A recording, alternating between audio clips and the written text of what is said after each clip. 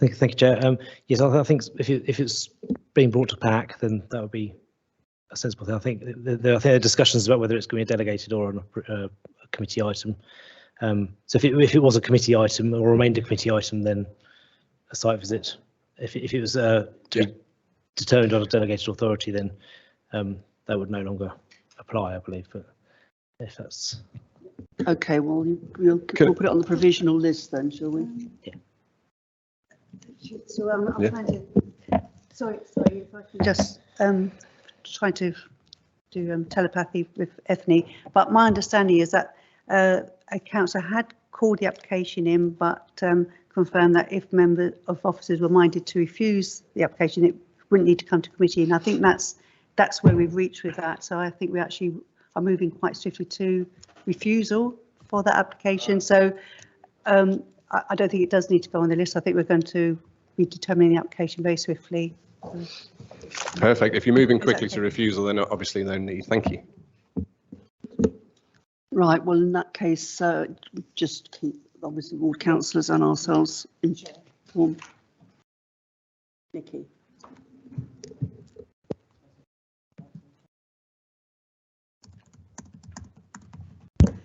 Chair, I think what's happening is the Wi-Fi is dropping out.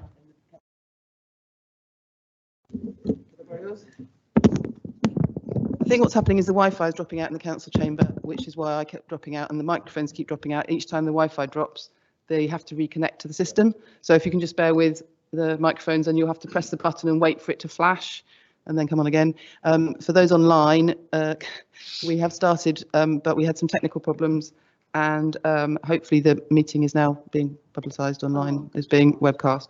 But apologies if we don't manage to move all the bits around like we normally do, because I keep dropping out. Okay, thank you for that, and let's fingers crossed that we don't have any more difficulties. Yeah, Councillor Lane.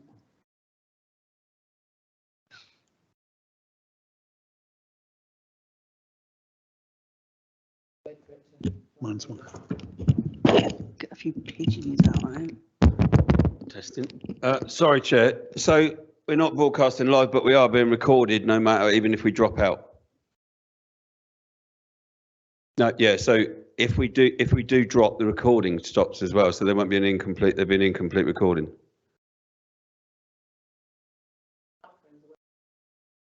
Okay. Whoever's minuting needs to do a good job tonight, I think. So, right. Anyway, thank you, Chair. Okay. Well, just hopefully people can bear with us and hope that things don't get any worse. Right, thank you. So if that site visit's dealt with, can we go on to planning appeals on page 19? Thank you, Chair. Nothing further to add to the main report. Thank you. Anybody want to ask anything or say anything about those? No. Okay, thank you. We'll note that then. Thank you very much. And then we go on to applications for prior approval. And Steve, I think you're just going to. Thank you, Chair. Yeah, again, just to confirm, nothing further to add to the report. Thank you. Anybody want to say anything about this report?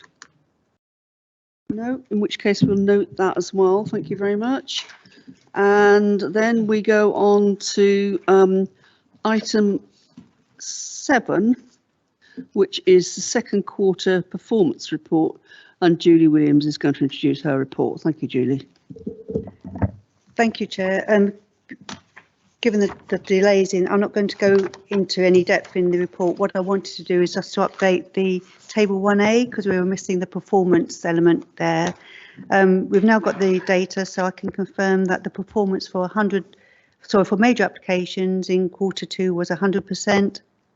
For minor applications, it was 83%, and for other applications, including householders, it was 88%.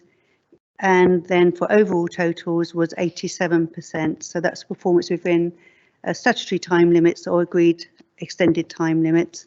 So that's a slight drop in performance from Q1.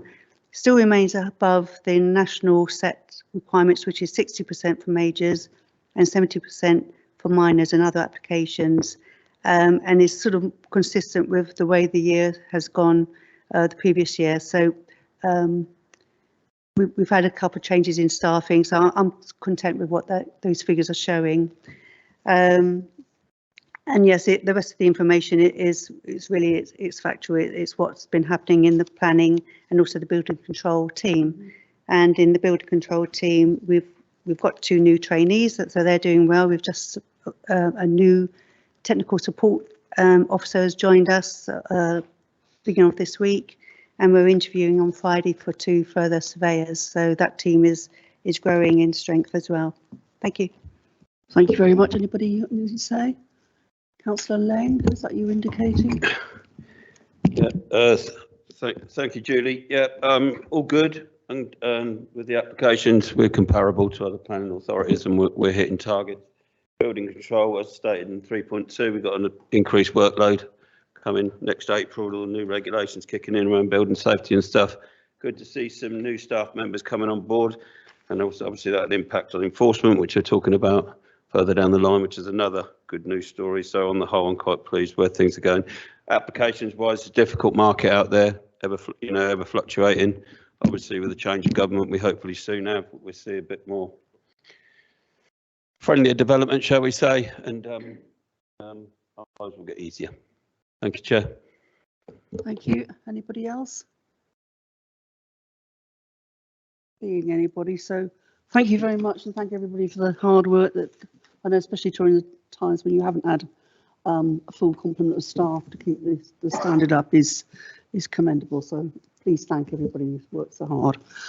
Thank you. Can we note that then, and then also go on to item 8, which is the enforcement report, which Catherine Lewis is going to introduce. Thank you, Chair. The report presented provides an update to the current position on planning enforcement for our service area. The purpose, obviously, of planning enforcement is to ensure that development is undertaken in. Sorry, Catherine, I don't know whether it's your mic or whether it's just you're not near enough to it. Do you want to eat it? Right, sorry. Thank you. Sorry to interrupt you. I'll probably shout now. Yeah, so the purpose of planning enforcement is to ensure that development is undertaken in accordance with regulations and planning permissions, and where it is undertaken without permission, to ensure that harmful development is dealt with effectively. Following the 2022 workforce review in planning, transport and public protection, planning enforcement was moved out of planning and into our public protection service, which I now manage in the community protection area. The aim of that was obviously to further develop officers' regulatory skills, providing wider support through the network with other regulatory professionals to enable, obviously, undertaking RIPA and PACE interviews and such matters as that as needed. It also creates a bit of resilience in the function to help support across the service area. This is something I think Council has requested for better integration and functions as a more coordinated approach to problem solving in planning enforcement. So at the time that the change happened, we only had 2 officers within the team, and they had a significant workload. One of these was a contractor who has actually since left RBC. But I'm pleased to advise that we've actually appointed David here, who is our principal planning enforcement officer, and he brings with him a wealth of knowledge in planning enforcement and is helping guide the team and shape the team further. We've also recently appointed 2 further planning enforcement officers to the team, and one of those is starting next week, and a further one will start towards later in the year. And we've got a further technical support officer role, which we're waiting for HR to help support with the evaluation of the job description, and then we hope to appoint early next year. So that's obviously good growth in the service and has actually enabled us to do quite a bit of work with the backlog of cases already, having David on board. We've been working with planning officers, both Steve Weiger and Rich Dietoff, and then officers within legal and environmental protection to sort of triage the cases that we have got, group them together into like work settings to help with consistency in taking action on the cases we have got. So the sort of work settings that we've been working with, I've put in the report, but these include listed buildings. So here officers are working with the newly appointed conservation officer to help improve the assessment of listed buildings and the heritage sites that we've got in the borough. We also work with our private sector housing officers on HMOs. and officers again are looking at where we've got unauthorised HMOs and making sure that any information captured is shared, so that we look at licensing as well as planning. And we have actually been able to issue some financial penalties of the HMOs where we've got properties out there that haven't been licensed, and that's partly linked to the work that we're doing both with planning enforcement and private sector housing. We're also looking at planning enforcement where there's character and appearance in retail setting. So we've got a number of shop fronts where there's been alterations, and obviously this is without planning approval, and the team are working at reviewing these cases and looking to strengthen our understanding and priority to be able to commit to any action or expediency. Other sort of matters that we're looking at, obviously boundary matters and breach of conditions and where there's loss of amenity. And these I'm going to be discussing later as case studies because they're ongoing. We'll discuss them outside of this meeting. But you'll see also within the report that I've put a bit of comparison about statistics. So obviously cases that we've had sort of receive, and obviously cases that are closed or actioned over the last couple of years. And you'll notice obviously that the backlog is being reduced. Obviously there's still quite a number of cases that we're working on, but I'm confident that with the new officers starting and obviously David working with us, that we'll be able to work to clear those and then be able to be a bit more proactive with some of the work that we're doing and undertake checks on sort of developments that are more recent, as well as dealing with the sort of inquiries and stuff that come in from members of the public. So that's the end of my report. If you've got any questions, thank you. Thank you. Can I make it clear that if we're going to talk about this report, we mustn't talk about the blue papers now. There will be an opportunity at the end of the meeting in part 2 to do that if people had questions on the individual examples that have been given here. Thank you. I've got Councillor Moore indicating. Thank you, Chair. So 2 things. First of all, in table 1A, the numbers are speaking for themselves. I'm seeing that if you compare Q1 to Q1, 61% to 92% is amazing, and I think everyone who's worked on that and made that reality should be congratulated. The only question I had about it is Q4 appears to be missing from that table. Just wondering what happened.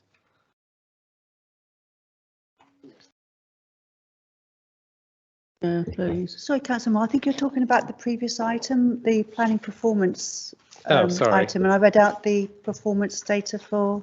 Sorry, I was on the wrong. Right. I was on the wrong report. I do apologise. I had the wrong table up. Yes. Councillor Lang.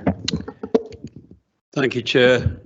No problems, Councillor Moore. I did that at budget the other day and embarrassed myself. Yeah, looking at the wrong paper. So it's no. It's yeah, obviously the numbers are looking good. Catherine, thank you. And obviously David Lloyd gets a mention in dispatches. I assume that's David, is it? That's the first time I wanted to come along to my LCB unless you were there and I didn't pick you up on the camera. Does he get an invite? Thank you. You're going to turn up next time. Okay. Yeah, so numbers speak for themselves. At table 5.3, we got number of cases closed, 226, up from 102, and number of cases in hand at the end of the year, down to 463 from 559. More importantly for me, I think that the deterrent thing's getting out there now, because we've actually had the number of cases received drop in. I actually think it's because maybe people think they will get chased up on stuff, so maybe, I'm hoping that is, I'm looking on the bright side, that there's a bit of a deterrent value. Obviously, I'm turning over the page. Work settings, we've got all our stuff on the HMOs that we're doing, the Donington Road thing, I think, which was an eye-opener for all of us. And I'm not going to go into specifics on the blue papers, as Councillor Lovelock has just mentioned.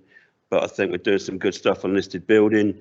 Lots of 215s getting thrown about left, right and centre, you know, legitimately, but there's a deterrent value to that. We need to start chasing some up, because that would be a way of maybe getting some reimbursement for things, you know, that we have to carry out as a council, you know. So I'm on about taking them through to the end, not just doing the works and then letting it fizzle. Chase them right to the end, so they know that they will get chased and they won't get away with it.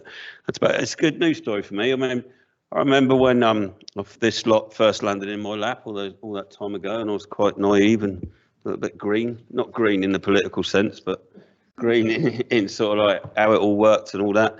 And people said, you know, we need to get on top of enforcement. So I said, I don't know how I did it. I don't even think I did do it. You did it. But it's just prioritising, helping to get a bit more budget for staff, having a happy family, bit joined up thinking, you know, there's going to be bumps in the road. It's not going to be easy. But no, I think we're doing all right. Congratulations to all involved. Thank you. Thank you, Chair. Thank you. Anybody else? No, in which case, thank you very much. And it's something obviously we're going to want to keep an eye on. But congratulations to you all for the hard work that's going into to getting this service up to the speed we all want it to be at. So thank you, and keep up the good work. Right, can we note that then, please? And then, as I mentioned at the beginning, we have an additional item, which I hope you've all found on stuff that's been tabled, which is an urgent report regarding street naming, which you all discussed at the last meeting, and the minute 40 and the minutes suggests it would all come back for another discussion like that, but we're suggesting that myself, the Vice Chair and Councillor Lang, plus the Emma Green councillors, all get together to discuss the now suggested names, which hopefully we can find a way to agree. So I believe those of us that are here are going to be stopping back for a short time at the end of the meeting, just to see if we can bottom this out, because the developers do need to know what the names are going to be for various reasons. I don't know if Julie wants to add anything to that. No, so simply we're asking you to agree that you are accepting that course of action, that recommended course of action that you delegate to the assistant director of planning and transport and public protection services, in collaboration with and consultation with the councillors that Councillor Lovelock's just referred to, that we convene separately to this meeting and come to an agreement that way. Thank you. Can I see all those in favour of that course of action? Thank you very much. Hopefully that will sort it for once and for now. Thank you. That's the end of the part 1 items. We now go on to the applications to be decided this evening, and the first one of those is 10 Eaton Place, which was deferred last time for a site visit, and as there's public speaking on that, both an objector and the applicant, then we will be taking that item first. So can I ask for the case officer Matt Burns to introduce the report, and then we'll ask the public speakers to come and speak. Thank you. Yeah, thank you, Chair. This is item 9 at number 10 Eaton Place. This item was deferred at the October committee meeting in order to allow an accompanied site visit to take place. 2 site visits took place on 26th of November and also on the 31st of October. Sorry. The application seeks full planning permission to demolish an existing 2-storey office building and car park and construct a 5-storey building containing 15 flats. The site is located within the western major opportunity area of the town centre and forms part of a wider allocated site for primarily residential development under policy CR12C. The wider allocated site includes a development of 54 dwellings at 115 Chatham Street to the north, which is currently under construction, and then land to the south at Eaton Court, which is subject to a separate planning application for 131 dwellings, which is still under consideration. As detailed within the officer report, the proposals are considered to be acceptable in terms of scale and detailed design in the context of the site's location within the major opportunity area, and the development is considered to provide an acceptable level of amenity for future occupiers and for both existing and potential future surrounding occupiers. The application has considered the impact of the development on the Butler pub directly to the north in terms of the agent of change principle, and it is considered that the pub and live music events could continue to operate without undue impacts on future occupiers of the development. The officer report does identify that the development would result in less than substantial harm to the setting of the Butler pub, which is a Grade 2 listed building. The level of harm identified is considered to be minor and primarily as a result of views of the development in the background of the pub looking south from Chatham Street. The proposals are considered to be acceptable in all other respects, and the benefits of the proposals, which include provision of 4 3-bedroom family-sized affordable homes at Reading affordable rent tenure, are considered to outweigh the minor level of harm identified to the setting of the Grade 2 listed pub. The officer recommendation is to grant full planning permission subject to the recommended conditions and Section 106 obligations that are set out within the main agenda and the update report from the previous October meeting. Thank you, Chair. Thank you. I think the objector who wishes to speak is Steve Stanton, and I believe if you'd like to come forward to the mic and then tell us what your connection is to this, and then we'll start to time your 5 minutes. So when you're ready, thank you. Thank you, Chair. Hi. I'm the owner and operator of the Butler pub, just north of this proposed development. Thank you for letting me speak today. I would wish to strongly object to the proposed development for the 4 following reasons. As stated in our representation letter, the Butler is a venue for live music and cultural events, so the encroachment on our boundary line of a residential block with balconies and windows directly overlooking our vibrant site will undoubtedly lead to noise complaints, as is common with so many other venues across the United Kingdom. Noise complaints inevitably lead to restrictions, which cause additional expense, such as noise proofing and sound limiters. This in turn hits revenue, which finally risks the viability of the venue. I'm a member now of the Music Venue Trust. They are fighting a massive campaign for a very similar venue of mine in Manchester called Night and Day Cafe. I'd like you to, if you can, in your own time, to check this out. They had a very similar development on their boundary line, and it only took one complainant, and now they have a noise abatement order, and they're fighting for their lives. So over 65% of our income is directly related to live music and private parties. Without it, the current business model is not viable. Thank you to those who attended the 2 meetings on site. I know you're all very, very busy. You couldn't all make it. For those who did make it, it was an eye-opener for you to see how close this development is. We put a PA in place for the first meeting, and we set it at 90 decibels, so you could see what that was like, and it was pretty noisy. And you were standing in the courtyard, and it was very difficult to speak. And that courtyard is 6 meters away from the boundary line, with balconies and windows and bedroom windows directly overlapping our site. What was missing from that was live drums, live bass. These are the 2 culprits. Any musician will tell you that it's always the bass guitarist and the drummer's fault. But these are the 2 culprits for noise. They travel through everything: brick, concrete, glass. It's a vibration, it's deep, it's solid. You can't mitigate against it. Not in the same way that the planning officer is suggesting. So according to the Music Venue Trust, the noise reports submitted are important. They're not comprehensive enough. 2018 report does not actually say that it contained live music on the night. It said there was an event. I've checked my records. All there was in 2018 in March was an open mic night, which didn't contain drums or bass guitar or anything like that. Critically, the bass octaves were recorded, but only for one date. And there was no differentiation, if you're not familiar with the technology of sound limiting and testing between music on and music off. They only mentioned A-weighted levels and therefore excludes bass for the majority of that report. And those are the major culprits. Then, quite rightly, the officer asked for an update in 2023.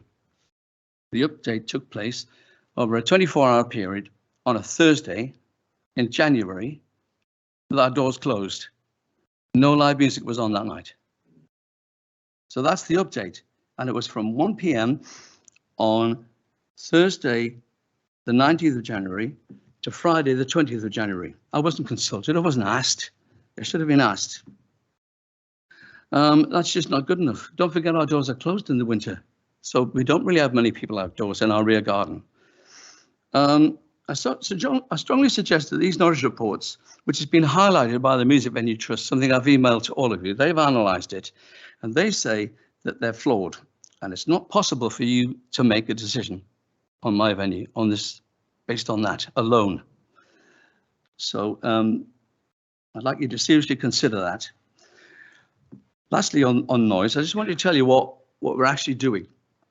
This week alone, tomorrow night, we have a jazz quartet, not particularly loud. They're called the P-Jam Quartet. You're quite welcome to come and see them. On Friday, we have two events running concurrently. One in the what we call our left wing. It's not political, by the way. It is our left side of the building. They are blues bands. One, I apologize for the names of these bands. I'm sorry. One's called Jimmy the Dog. One's called the BJ Bevy. And the third band is called Chubby Latouche and his Band of Whores. I'm sorry about that. That's by a promoter who comes in and works her backside off basically to promote events at our venue, which I'm very proud of. Saturday we have a rock band called Hard Times, and on Sunday we have a band doing a rehearsal before they record their album called Zenden Green Pup. Again, apologies for the name. Actually up. Oh, is it? If you want to wind up, and then I'm sure there may be some questions from councillors which will enable you to expand a bit on what you've said. So I only made one of my 4 points. So the other points were going to be right to light. The 5-storey building obliterates that. No chance of having solar panels. 3, the officer's report does not take into account our oncurring planning, which we put in April, was only just validated last month, sorry. And 4, the proposed development is, in my opinion, ugly and aggressive and has no consideration for our business and has no consideration actually for the people who are going to live there, because they're going to have to live right to a live music venue. And the last thing I would just like to remind you about is the Supreme Court case, which has basically effectively thrown out the defence of double glazing. Double glazing has to be closed to be working. No mitigation can force people to keep their windows closed at any time. I know people that sleep in the winter with their windows open. We have music all the time. It just isn't going to work. There's no mitigation worth its salt there. Could you bring your remarks to a close? And I'm sure councillors will ask you a question which enables you to expand on those. Yes, the last thing I'd like to say is you've got a chance now to really apply the agent of change.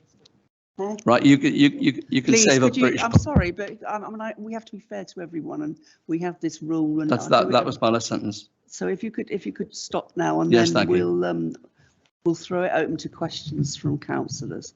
Thank you. Anybody got a question? Yes. Councillor Ennis, you first, I think. Yes, please. Thanks for that, Steve. The question is about what's going to be built on that piece of land, and what would you, because it's some major development, what would you like to see built there? If something's going to be built there, what would you? In an ideal world, I would like it to be like amenities for kids. There's nothing around here there for that, but I'm not going to get that. Maybe at the very least, if there is going to be a development, it has to face away from me, because whilst people can open double glazing windows, they can't open brick walls. So that would be at least a defence. Give me a fighting chance. 3 stories maybe, if I had to. And maybe a proper design that looked at both developments together, so that the pub is protected and its live music is protected and people have a decent value, a quality of life. Right, Councillor Goss, I think you were next. Our microphone now seems to be working again, which is good. So thank you for that. On the basis of what you've said so far, and as somebody who does sleep all year round with the bedroom window open, I would like to hear more about your 4th point that you were denied. Okay, so I sent a little circular there around. It's only just come into me within the last hour and a half. A case, I think it's Fern versus the Board of Trustees for the Tate Gallery. And in that, I mean, I'm not a legal person, but they drew up hundreds of examples of people moving close to a venue that already was noisy or did whatever activities that they did. And it's no mitigation at all to expect people to keep their windows closed. That's what the Supreme Court, the highest court of the land, has just decided. It's a game changer, really, because planners are going to have to now take this into account when people are saying there's some double glazing, triple glazing, whatever glazing. You can't force people to keep their windows closed. And they have every right to complain about noise. The moment people go into those flats next to me, if they've got windows next to me, they can, in January, open their windows and complain. If they go to bed at 9:30, I can't complain. Once I get a noise abatement or I have a noise limiter in my venue, it's dead. It's finished. Just one complaint.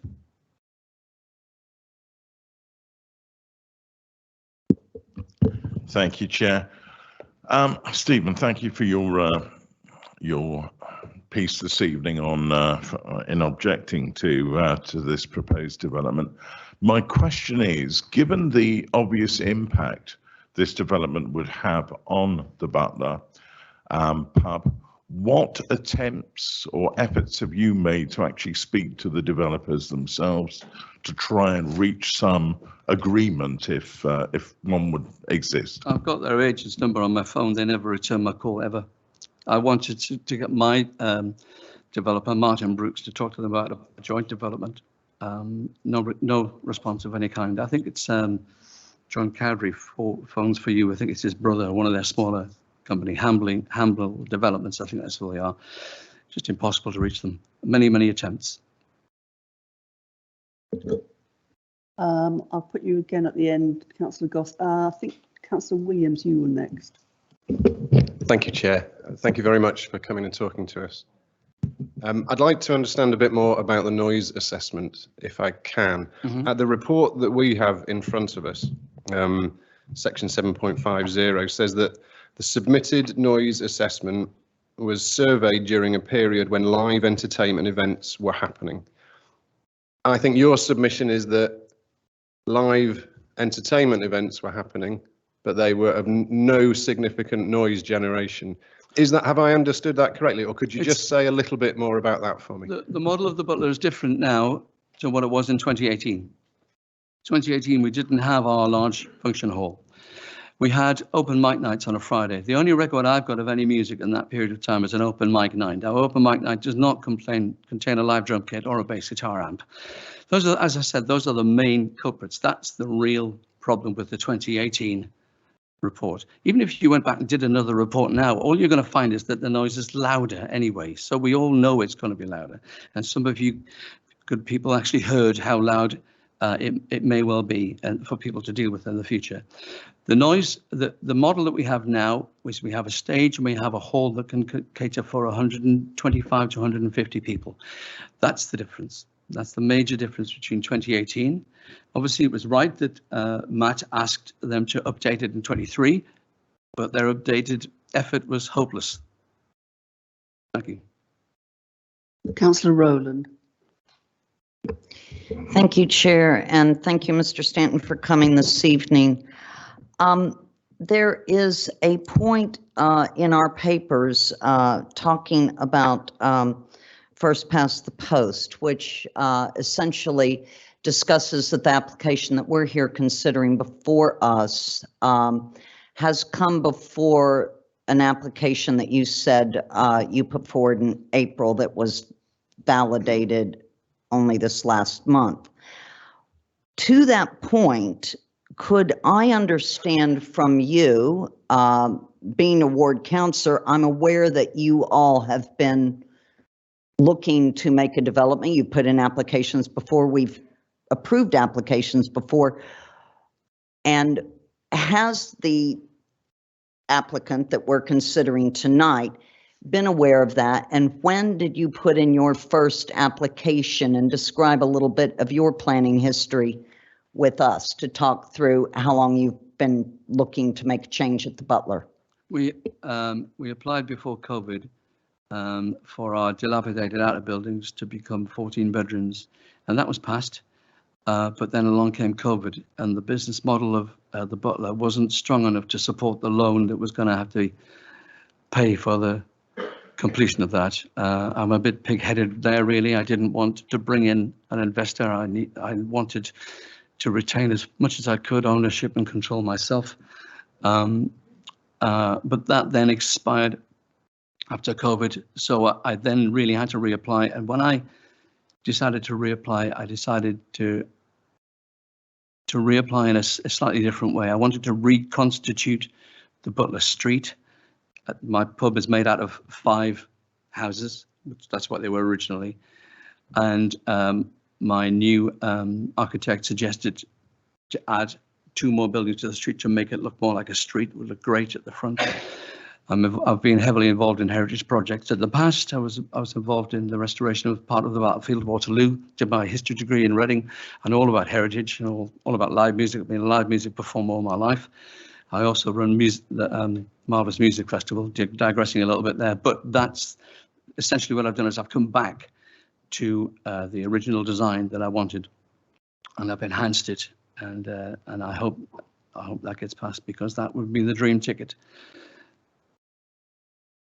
Chair, if I could just come back on that, just for clarification for members here this evening, you talked about pre-COVID, yet just for clarity, in our papers, actually, it talks about an application 180336, I believe, which in code, planning code terms means you put in an application in 2018 originally. So I just wanted to establish that for the record, so, because that's an interesting point. And it's, yeah, you've been at it a long time, but Yeah. what you didn't answer me on, how long has the applicant that we're speaking to tonight known about the fact that you were doing something? First of all, as I've said before, they wouldn't respond to us. Maybe they did read our emails, but we got nothing back.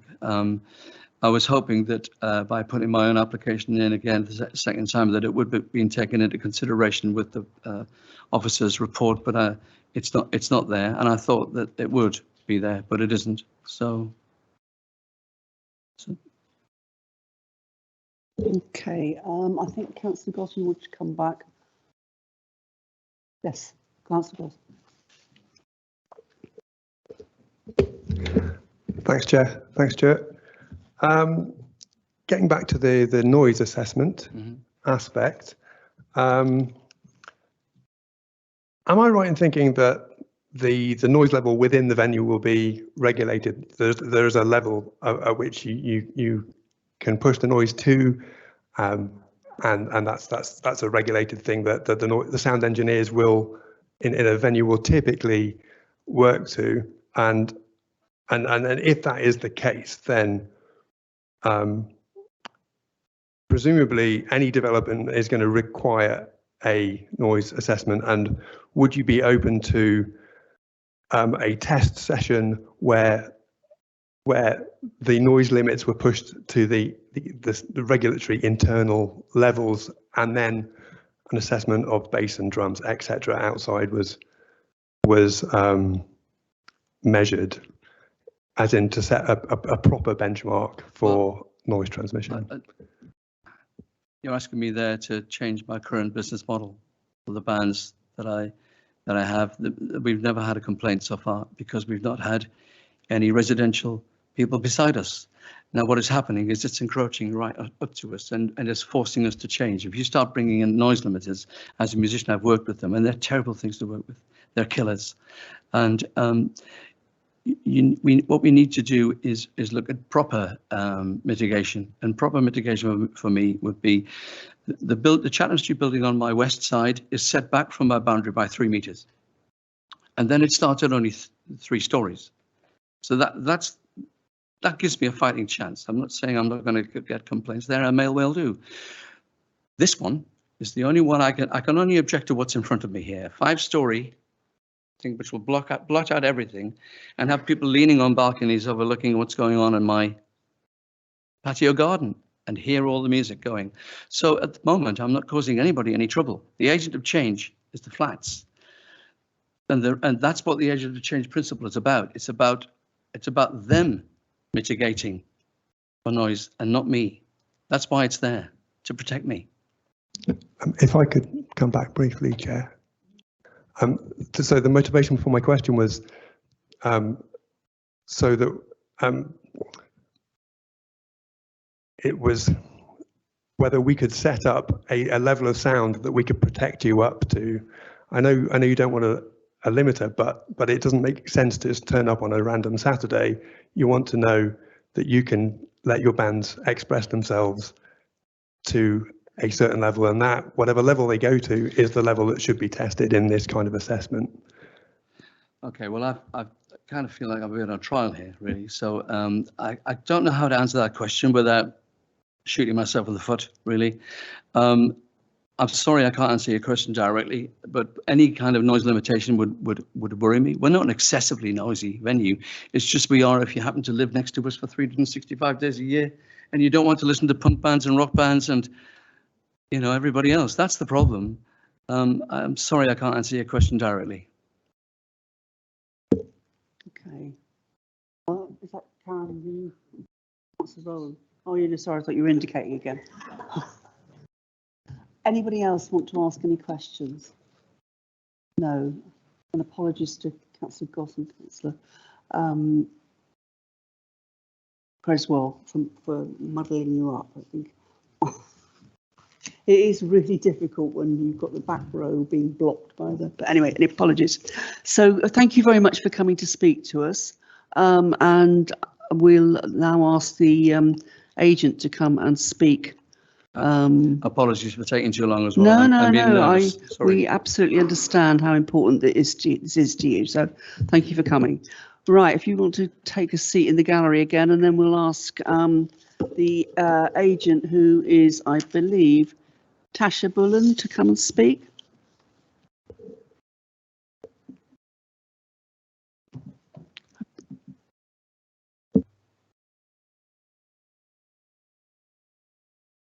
Yep, is that okay? Is that better? Yeah.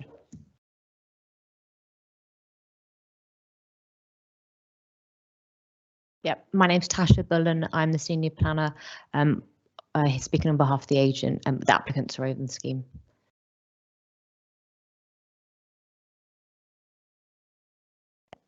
Thank you, councillors, for the opportunity to speak this evening. My name is Tasha Bullen and I'm an urban planner for My Senior Projects, speaking on behalf of the applicant, Hamble Residential, in support of the proposals. The site is located within the West Side Major Opportunity Area as defined by policy CR12C of the Reading Local Plan, where it is allocated for housing. Throughout the application process, the applicant and design team has worked with officers to achieve a building that meets the aspirations of the growth area, whilst respecting the adjacent listed building and amenity of the surrounding area. The scheme before you tonight would see a high quality design of 15 new dwellings, which uses high quality materials that complements the surrounding area. The scheme proposes a mix of 3 one-bedroom flats, 8 two-bedroom flats, and 4 three-bedroom family-sized masonettes. 4 affordable units are proposed on site, and these units would be the 4 three-bedroom masonettes. The scheme has been designed for these 4-bedroom affordable units to be located at ground floor level, each with their own private access, and the tenure of these units would all be Reading affordable rent. All units within the building would be dual aspect and would have access to either private or communal amenity space. Sustainability elements have been incorporated into the scheme with a green and blue roof proposed, and this would collect surface water which can be reused within the site, and solar panels would be provided at roof level. Landscaping is proposed along the eastern and western elevation, and the proposal would achieve a biodiversity net gain. Due to the sustainable location of the site, no car parking is proposed, but all units would have access to either private or secure communal cycle storage. And in response to the queries that have been raised this evening, firstly in a response to the noise and the amenity for future residents, the development has been mindful of the agent of change principle, so that development and surrounding uses can exist in harmony. The scheme has been designed in an enabling way with an exterior corridor or balconies along the northern elevation to set the units back at this elevation. The application has been supported by a noise assessment, which has been produced by qualified noise assessors and consultants. And this has assessed noise from the Butler pub, as well as other general commercial and traffic noises from the surrounding area. The assessment was undertaken during a period when live entertainment events were happening and also when they weren't taking place. It was identified that, subject to the recommended site-specific mitigation measures, which do include acoustic screening along the edges of the communal deck and terrace amenity areas, minimum glazing specifications, and mechanical ventilations, all of which are proposed as conditions to this application, that the noise level from within the proposed units would provide an acceptable living condition for future residents. The Council's Environmental Protection Officer has also reviewed the submitted noise assessments in detail and is satisfied that it has been carried out to an appropriate standard and that the recommended mitigation measures could ensure that noise levels within the flats would not exceed recommended levels and provide acceptable living conditions for future occupiers in terms of noise. It should also be noted that pubs and residential uses are commonly seen as compatible uses, and there are many examples within Reading where pubs and music venues do operate successfully adjacent to residential units. And anyone moving into the building would be aware of the adjacent public house and the music events taking place there.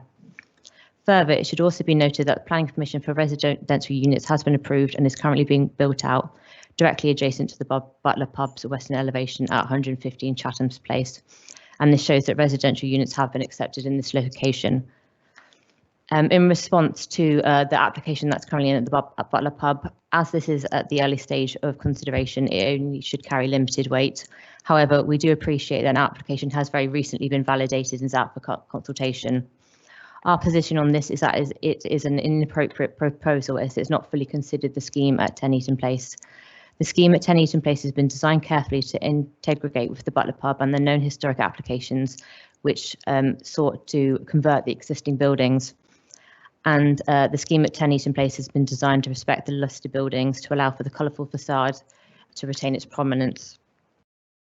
The application at the Butler Pub proposes a blank facade along the neighbouring boundary, and this impact has not been assessed on the proposed residential units at 10 Eaton Place, and no daylight or sunlight analysis is provided. And as per the policy allocation, a residential use is designated at 10 Eaton Place, and a residential use should be delivered here.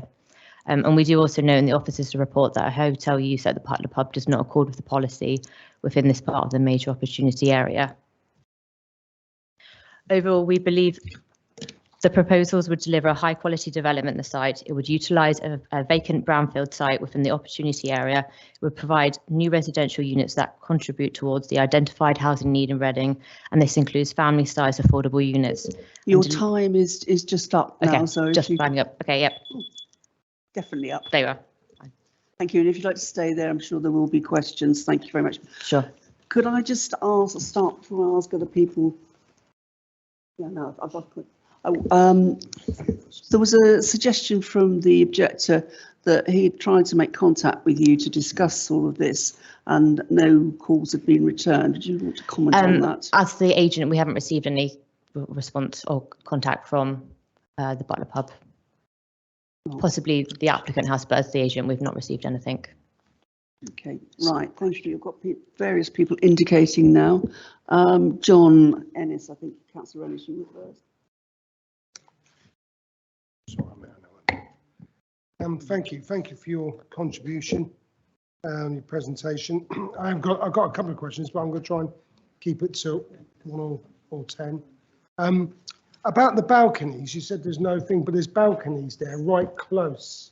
It's the communal deck access to the units at the higher which would be used by people and would be it's open, isn't it? And noise would go in there. Yeah, I think the mitigation measures do include acoustic balustrades along the elevation there. Would you agree with what I'm going to say in the sense of, okay, the first year, you know, people go in, start in there and then a bit noisy, they move on. And then, but in over time, there'll be complaints about noise. And unless it's properly mitigated, which would be a brick wall set back, then, you know, real proper mitigation, not double glazing or a balcony, that there's always the risk at this pub that's been here for generations would be under threat. Would you accept that, or? We do appreciate the fact that there's a pub there, and it does produce noise. But as I've said, the noise report is confident, and we have since we had the site visit where we went to the pub and the music was played. We've been in contact with our noise consultants who've confirmed that they are confident in their report that the noise can be mitigated. As I've said, the units have been designed to set the principal primary living areas away from that elevation, or they're on the living areas on the southern side to set that away. So yeah, we believe, as we've said, our noise consultant and the council, the EHO, are confident that mitigation measures can make it acceptable living conditions in those units. Yeah, thanks for that. I want to clarify, and then I'll finish, and then I'll make a contribution at the end. Is how many times did you go? How many times was check on the noise? So there've been 2 reports. The main survey took place in 2018, and the first report considered the assessment in 2018. As I said, the council's EHO are confident that the assessment is detailed enough. Okay, ticks all the boxes for affordable, by the way. Thank you. Just thought I'd put that in there. Councillor Yeo, I think you were next. Well, you actually kind of, Chair, asked the question. I was at the site visit. I've also heard what Mr. Stanton said. He said he's tried to contact you and you haven't had any contact, but have you not, have the agent or applicant not tried to contact him because clearly this is, and even since the site visit, which I think you're on, that it's clearly an issue, or it seemed to be an issue by people questioning you and Mr. Stanton and himself. So I'm just curious that it might have just helped. Yeah, as I said, as the agent, we haven't been contacted. In terms of, obviously, as I said, since the site visit, we have been in contact with our consultant to make sure they are confident, and they said they have. And obviously, we do expect that we are closer to the boundary of the pub there, and that's why the layout of the scheme has been designed as it is, to ensure that the principal living areas are away from that boundary, and the communal decking along there again provides a further buffer from that boundary to the units. Councillor Rowland. Thank you. I'm sorry, I kind of missed that last statement, but those balconies, as I saw it in the plans that I saw, at least present your balcony, your walkway area, which is right up against the line, but you've got bedrooms there, not living rooms, not bathrooms or kitchens where you might expect noise. You've got bedrooms there. So what is that? Could you explain the logic and reason for design, why you would put a bedroom right next to that line? And also, could you speak more widely, and this is a separate question, in terms of the design of the overall property, in the choice of multi-materials that were facing the Butler along the north side, and also why you kind of felt, and I've heard this from several people, that it's a Spanish looking type of design, or kind of Moroccan kind of looking with the arches and all that. Why in the middle of 2 listed buildings and right near a conservation area, why was this all decided that was the appropriate design? So thank you. Yeah, sure. In response to the question of the bedrooms, I'm sorry, could you speak more slowly and a little closer to the mic? You can tell I'm very loud and I speak a little bit slowly, probably because I'm a little bit hard of hearing, but I'm not the only one on this panel that isn't hard of hearing. Yeah, sure. In terms of the bedrooms, it was the designers for the principal, the primary room, so the lounge is to be set away from the boundary of the Butler pub. Our noise consultants, we've been confident that the fact that the noise mitigation measures would provide suitable mitigation, so that's why they're happy for the bedrooms to be on that side. And again, with the buffer of the terrace is considered. I can't hear. It's I don't know if is that better? Okay, sorry. So yeah, in response to the bedrooms, our consultants are confident that the mitigation measures are suitable, and the fact that the primary living area should be on the opposite side, away from that boundary. With your question on the materiality, it's a design access statement shows that the materials have been taken from the surrounding area. That's kind of like led the design approach, and the arches as well. Great detail was taken on the materiality on the elevation with the Butler pub to make sure it's like a light buff brick. And the reason why that was pursued is because of the colourful facade on the Butler pub, which is one of the key heritage considerations of it. So that was considered that the lighter facade there would really pull out the colours of the Butler pub. So that's kind of why that was pursued, and that was kind of led the design approach to make sure that the colourful facade of the Butler pub really stood out there. Thank you. Now, there was a hand in the back row and the head was in the way. Was it you? Thank you. Thanks, Chair. Two quick questions. First question is, how representative is the noise sample from 2018 of the noise level of the current activity in the Butler pub? That's question one. Mm-hmm. Question two is about attenuation of noise through double glazing. In the noise assessment report, table 6.2, estimates of noise attenuation for different frequencies is made, but data is only presented for high frequencies. There's no attempt to estimate the attenuation of 63 hertz and below, which is bass guitar, drums, etc. And my question is, why haven't you estimated the attenuation of that the scheme would provide to bass? Okay, on the first one about the assessment, so the assessment was originally taken in 2018. The updated report was from last year, and it was considered that the assessment from 2018 was sufficient to represent the noise of the pub, and that was our noise consultant has undertaken. So that's why that data was used and then relied upon again in the updated report. On the second question about, sorry, could you just? Yeah, second question, you have a table of different frequencies of noise with the measured level, the target level and attenuation. So you consider each frequency band separately, and you show that high frequency and medium frequency is catered for well. For bass, there's no attempt to estimate how well the attenuation is done, and that is somewhat hidden in a footnote, so that the consultants have presented a table that looks very nice with some empty spaces that reflect the uncertainty. It's not you, it's your consultant. Yeah, no, sorry. I'm sorry. I don't think I can answer that question because I obviously didn't. I'm not a noise consultant, so I didn't produce the report there. So I'm not quite sure I can answer you there.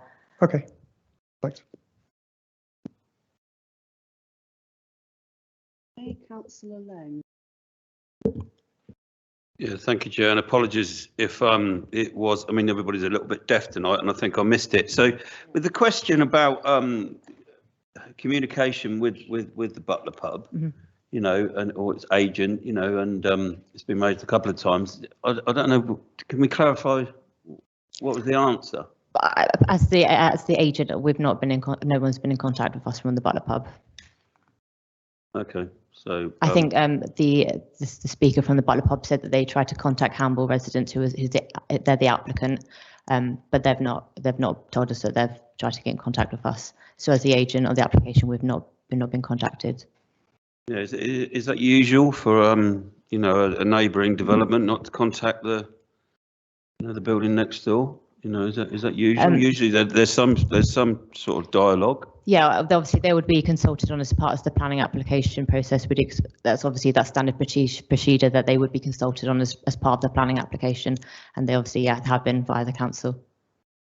But not by you haven't at any time contacted them? No, not as the agent, no. Thank you, Chair.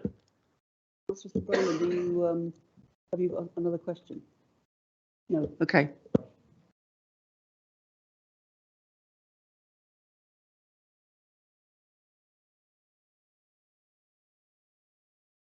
Thank you, Chair.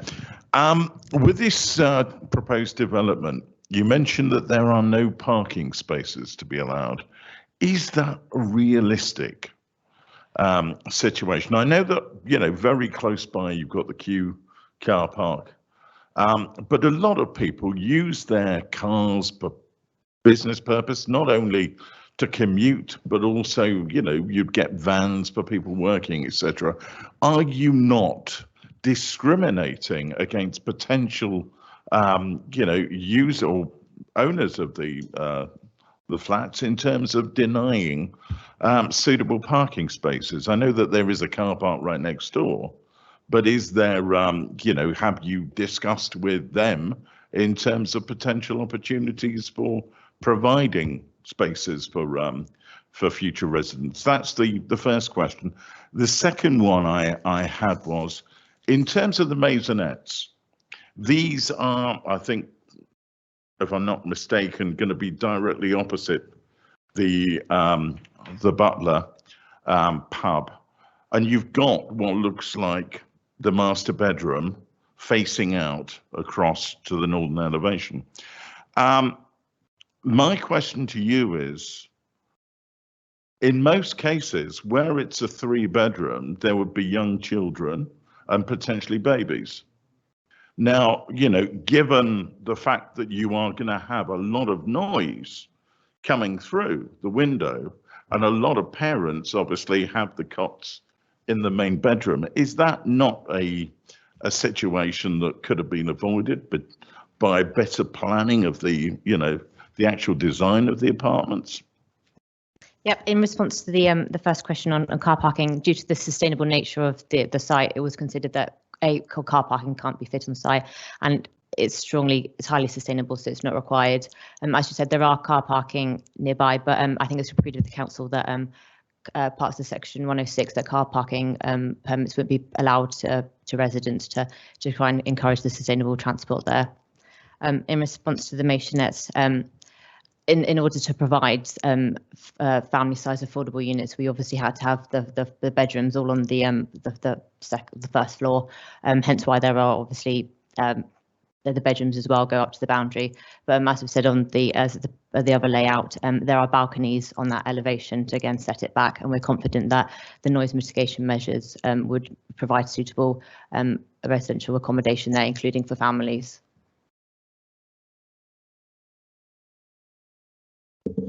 Anybody else? No? Thank you very much for answering the questions, and we will now move on to councillors' comments on this, and there's a lot of hands going up, so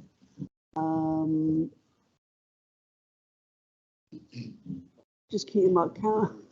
Councillor Rowland, you're the ward councillor. I'm going to start with you. Thank you, Chair, and thank you to both of the persons that came this evening, because there were a lot of questions obviously on this. I'm going to focus on 3 points. How shall I do it? Let's see.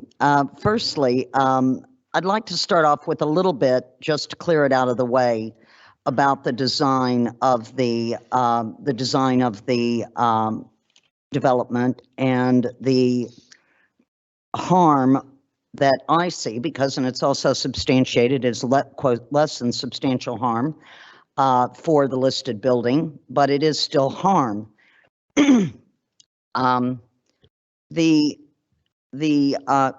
answers that we got, and we asked the question twice. I know it's a little bit hard, everybody's having a hard of hearing problem, but the idea of laying bedrooms directly next to a noise venue, a noise producing venue, to me smacks of design that probably could have been looked at a little more closely. And in that way, I'm talking about the interior layout and the functional space. Generally, again, I think it was just pointed out, bedrooms with small children and a late night venue probably don't mix.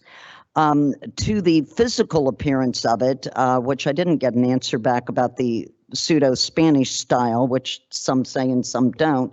And I realize design is a personal element, but by the same token, it is also, it also simply makes sense, and you'll forgive me because I'm an old designer, so I do think about these things from time to time.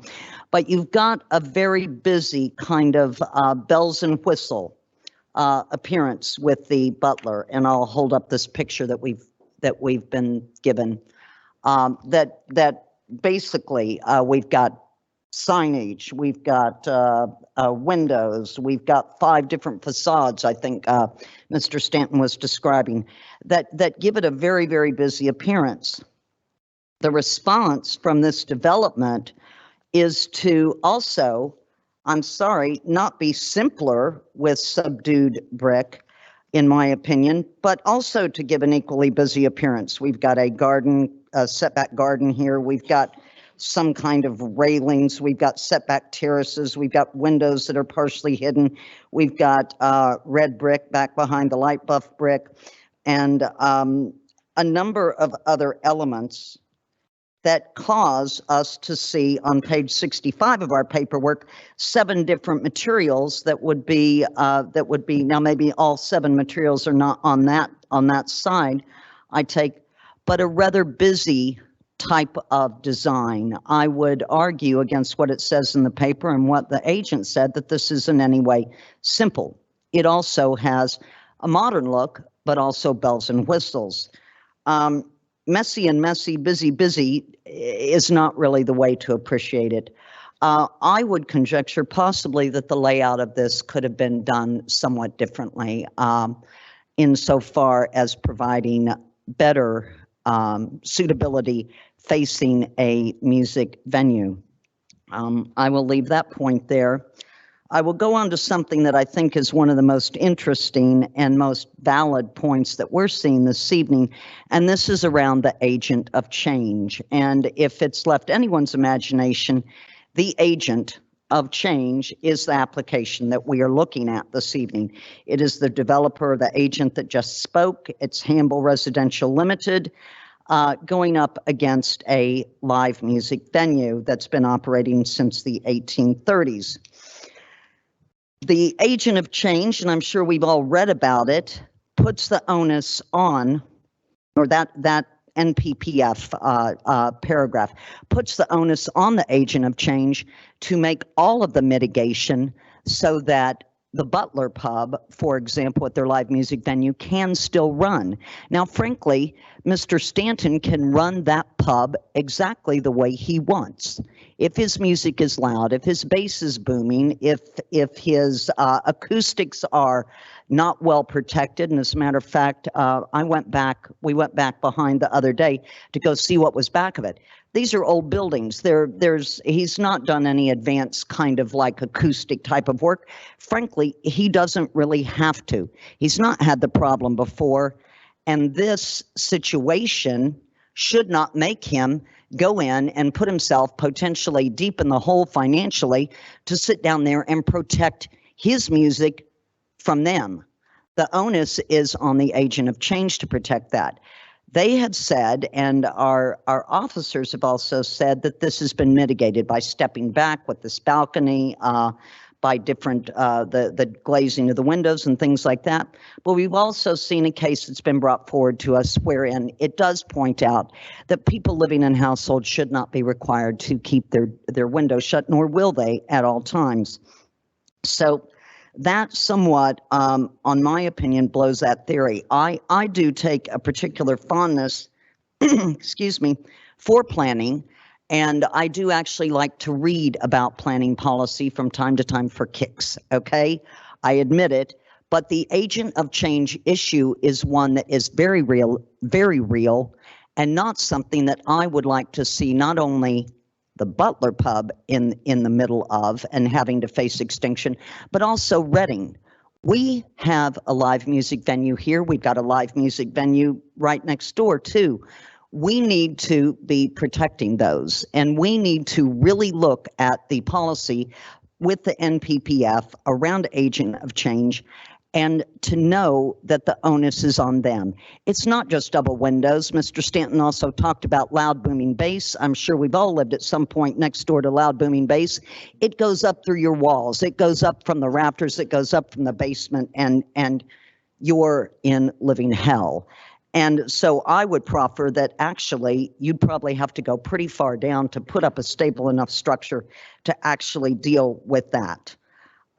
Finally, I will go to, and so I think alone on that, we've got a real problem. But finally, I'll also go to, and this is not, well, let's put it this way. There's discussion about the first past the post. I substantiated and understood from Mr. Stanton that back in 2018, he had put forward, and I believe we had approved at that time, a planning application form. He described COVID and the fact that he couldn't actually afford to implement that plan. So there has been a history here of Mr. Stanton wanting to do something. And there has also been, because I'm a ward councillor, I know interest on this site to do something, but the twain have not met. And that is not anything that is a planning consideration. But I think it's awfully, awfully disappointing. As our planners here try to mitigate a very, very complex area here, they've been unable to actually bring these two sides together to ever make any successful conversation, and actually to do the placemaking that we really need. Sometimes, unfortunately, it's left to this committee to do the placemaking. And it is my supposition, I'm sure others will want to speak on this, so I will quiet down after this, is my supposition that in no way am I interested in accepting, unfortunately, the officer's recommendation to approve this, to approve the plan that we have in front of us. I would really urge that I do believe there's a site where there's something that can be built.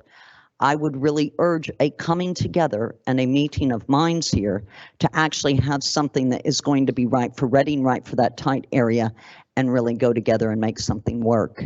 And I know that there are many other points, but I do trust I've got a lot of eager colleagues that might wish to speak on them. Thank you.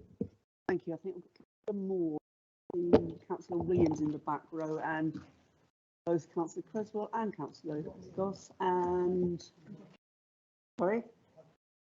Councillor Ennis and Councillor Lang. Right, sorry, you all shot your hands up together and then put them down again too quickly. Councillor Moore. Thank you, Chair. I think we need to be really careful with this application, and I feel as councillors representing our communities, we have a responsibility here. According to the British Beer and Pub Association, around a quarter of British pubs have shut since the year 2000, with almost 50 of those in Reading alone. Pubs are an important part of the social fabric of this town, especially given Reading is known for the 3 Bs, with 1 being beer. As the objective references, the business model with the Butler works with live music at its core, and many other pubs across our town are trying to come up with innovative ways to remain popular in the modern era, with the cost of living crisis breathing down their necks. I don't really want to sit here and potentially contribute towards yet another community asset being closed in the near future due to being unviable. I really want to see this site developed rather than left empty or derelict, but I don't think this application is appropriate due to the impact primarily to the Butler pub, but also to the visual impact to the area, and which I believe would cause harm to the setting of this listed building. I'll be voting against this application, and if it is refused this evening, I hope the applicant will consider the comments here this evening and come back with an improved application. Thank you. Thank you. Councillor Ennis and then Councillor Williams. Thank you, Chair. I don't know about how hands anyway. I want to make a few points very similar to what's been said. I think really and truthfully want to start by saying the actual planning application itself is pretty good. Affordable housing, and anywhere else it wouldn't be much of a problem, to be honest with you, but it is what other councillors have said and will say.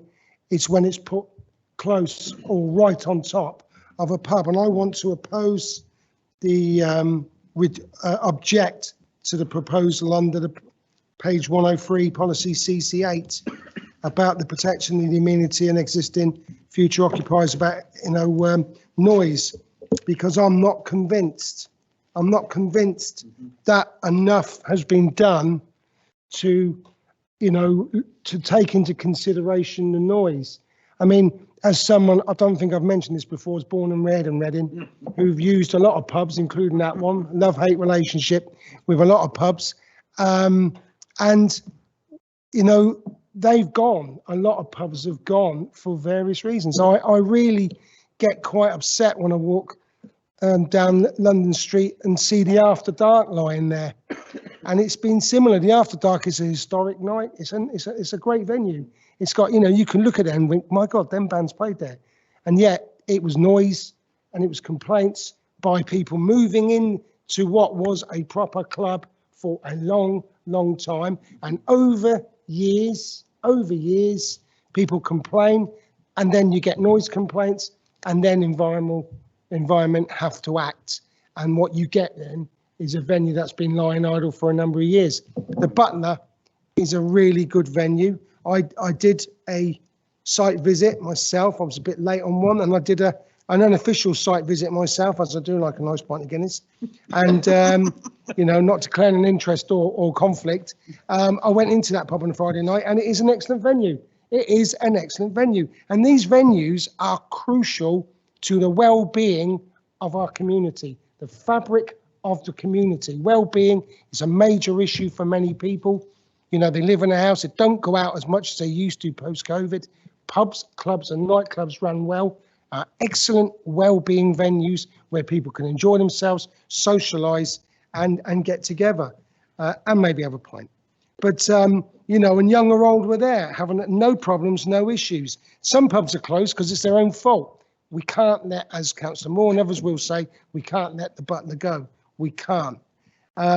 You know, mitigation for me is not enough. There's 3-bedroom flats directly there. There's a balcony where can stare into the building or noise will not. You know, and this is really important while we're discussing this, because I think it's about the future of our town centre development. It's a new phenomenon, this agent of change. You know, traditionally, historically, houses were built on estates, and then you either drove in, or if you had a car, but you mainly got the bus. In my world, you did anyway. You got the bus in and you had a party in the town centre. You bought your clothes in the town centre and you had leisure in the town centre. The whole future of town centres is changing. And for town centres to survive, there has to be an element of accommodation. There has to be, but not at the expense of the leisure, social, and you know, sometimes retail. That's a different situation, but certainly leisure. And to have houses built right on top of historic pubs, I'm not sure that's a good idea. And I think we have to take into account, and the agent of change, because we've got the face bar, we need protecting. All these venues, we need protecting. So I'm going to, you know, certainly object to this. I'm really pleased that other councillors are on the basis of the noise. And I think when we do have these applications in the future, we must look at protecting is venues that are popular and to understand that they got a priority. You know, and that might be something we need to think about, because I think they do have a priority, albeit that doesn't mean to say nothing's going to get built there.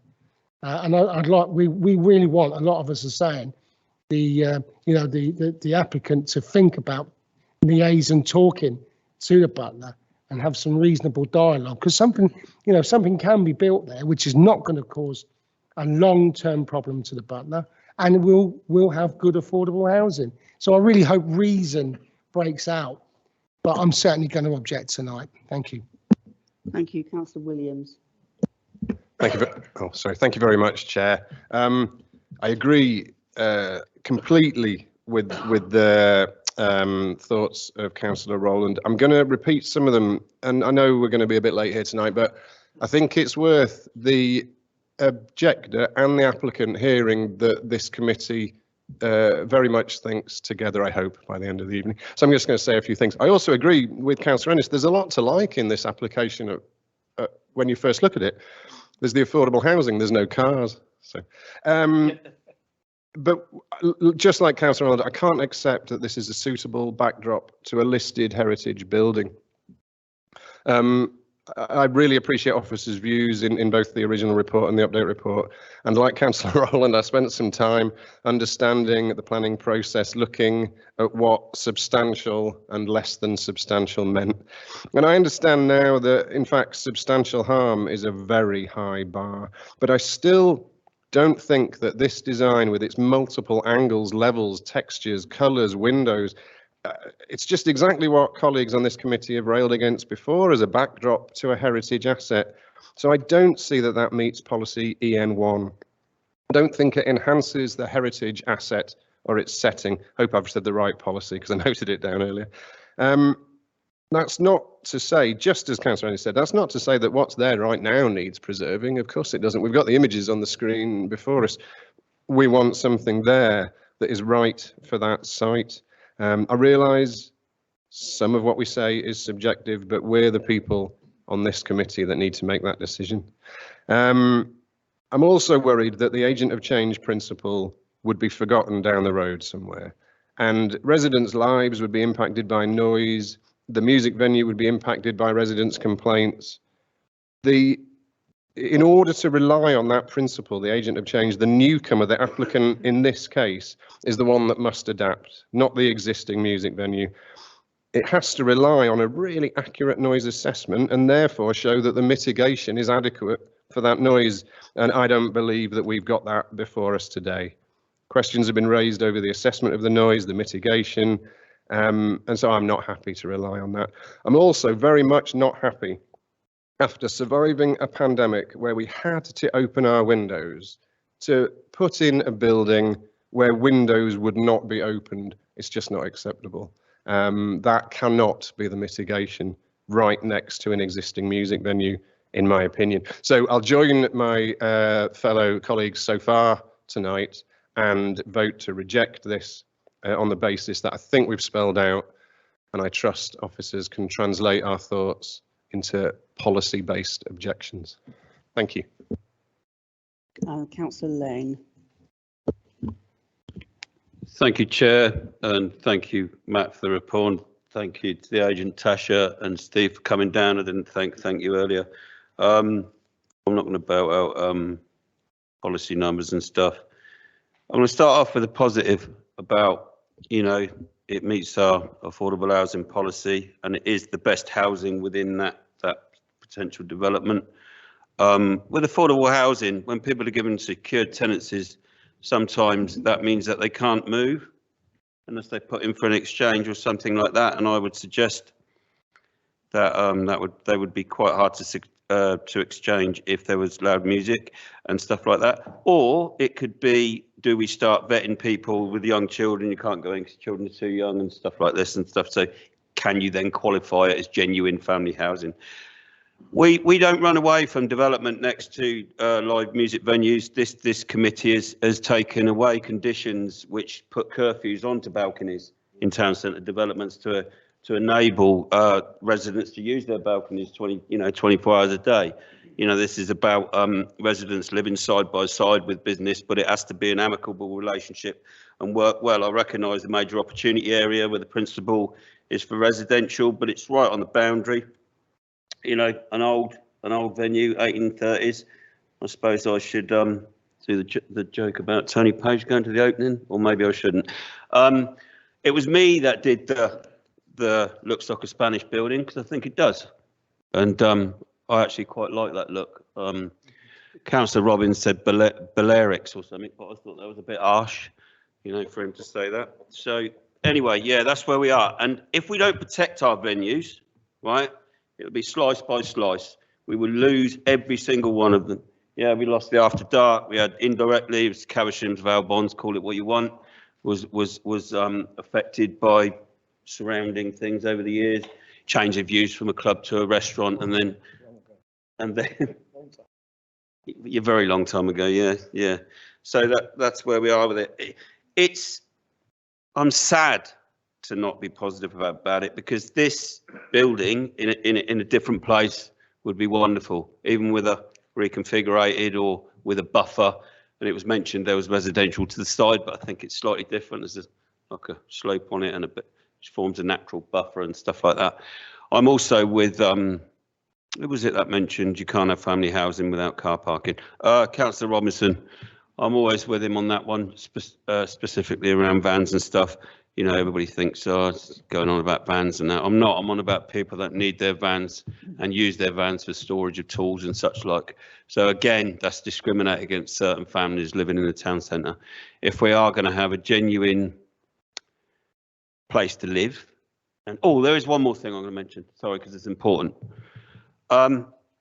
We recognise our nighttime economy and how it's taken a hit. And at policy, the recent policy committee, we had our bid thing, business improvement districts, right? Where we decided that the increase in the levy would be level, yeah, because we recognised that the nighttime economy had taken a hit during COVID, yeah. So this council recognises that we need to support our nighttime economy. So that's it, really. I will not be supporting this application this evening. Thank you. Thank you. Right, Councillor Creswell. Thank you, Chair. I'm going to keep to the noise topic and try and keep it short. We've been asked to accept the noise assessment report as evidence that the development would have sufficient mitigation that the butler would not be affected. And I have to admit, I didn't really appreciate the nature of the noise assessment report from the notes pack. And it wasn't until I went into the application, found the report itself and read the noise assessment that I appreciated the nature of it, the gaps in it, and the relationship between the evidence presented and the conclusions that were built on that evidence. There's been no attempt, as far as I can see, to establish that the 26th to 29th of October 2018 live entertainment phase is a decent benchmark for how the butler sounds now, or even in 2018. There's no justification for why that time was chosen. And so it in itself can't really form a benchmark for judging how much noise comes out of the butler.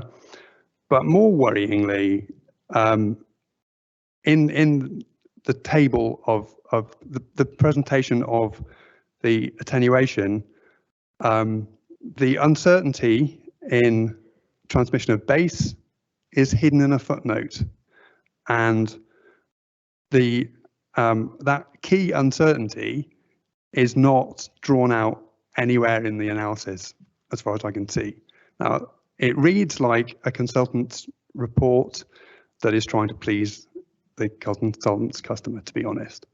But that key uncertainty rules out, in my view, any use of that report to justify the mitigation measures it represents.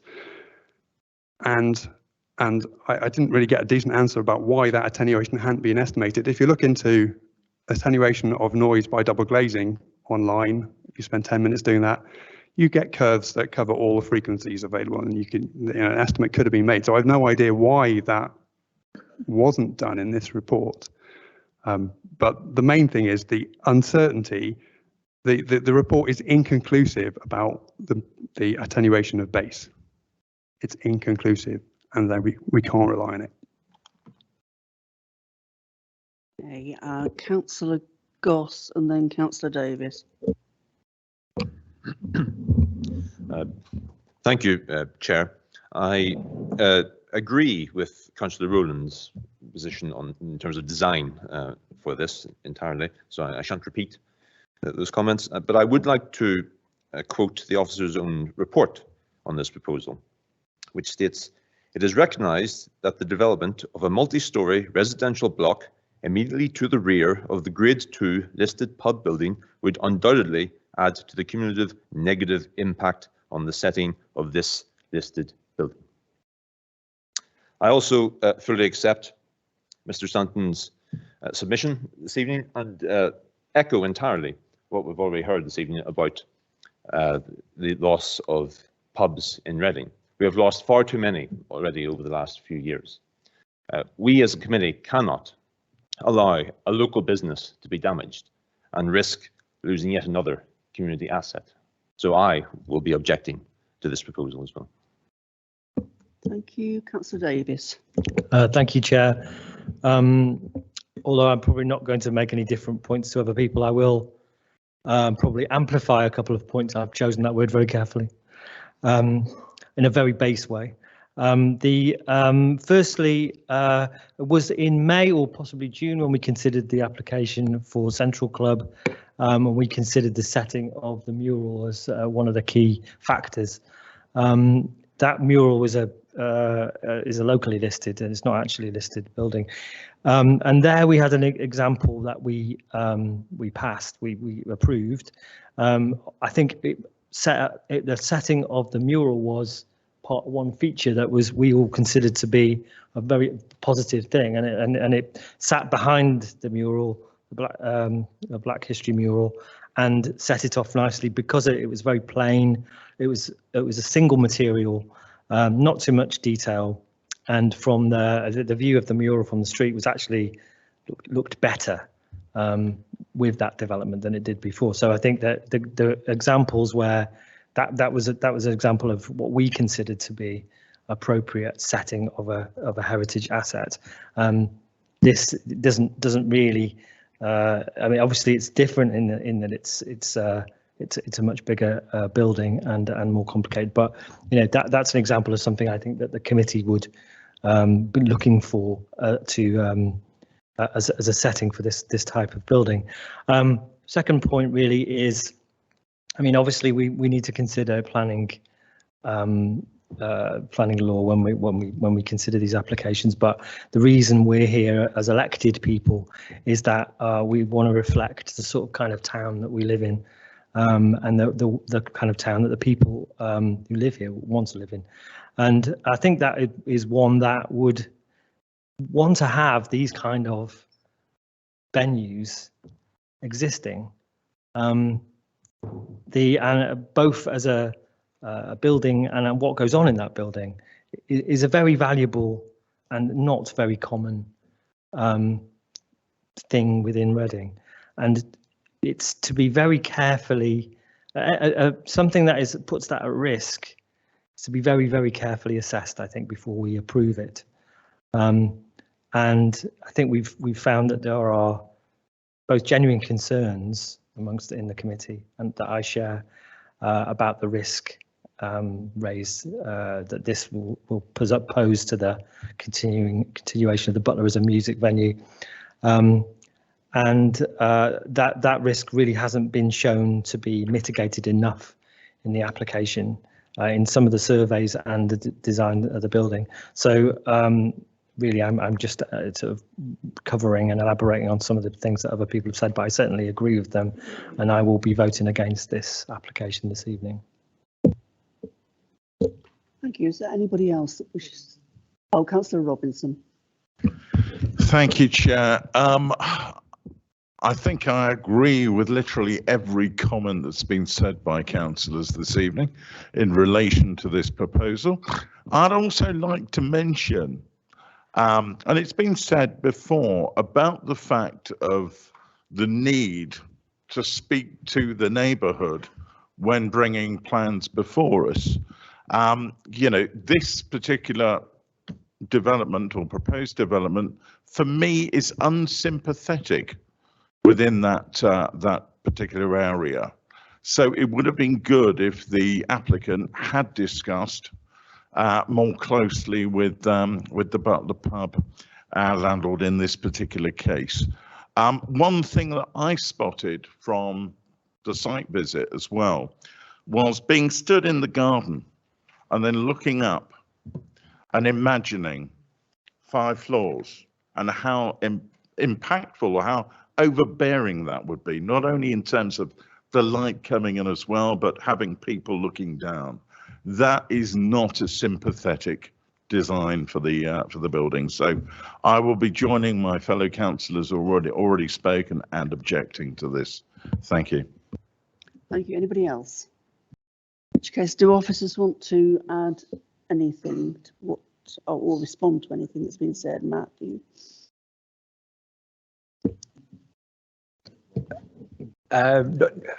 You don't have to. Yeah, nothing in particular to add to the report, really. I've been listening in. I've heard all the comments. Yeah. Okay. It's now we need to have a list of reasons. Yeah, as to why we are, and I think it's going to be pretty across the board. People wanting to turn this down. There were a lot of reasons given when people spoke.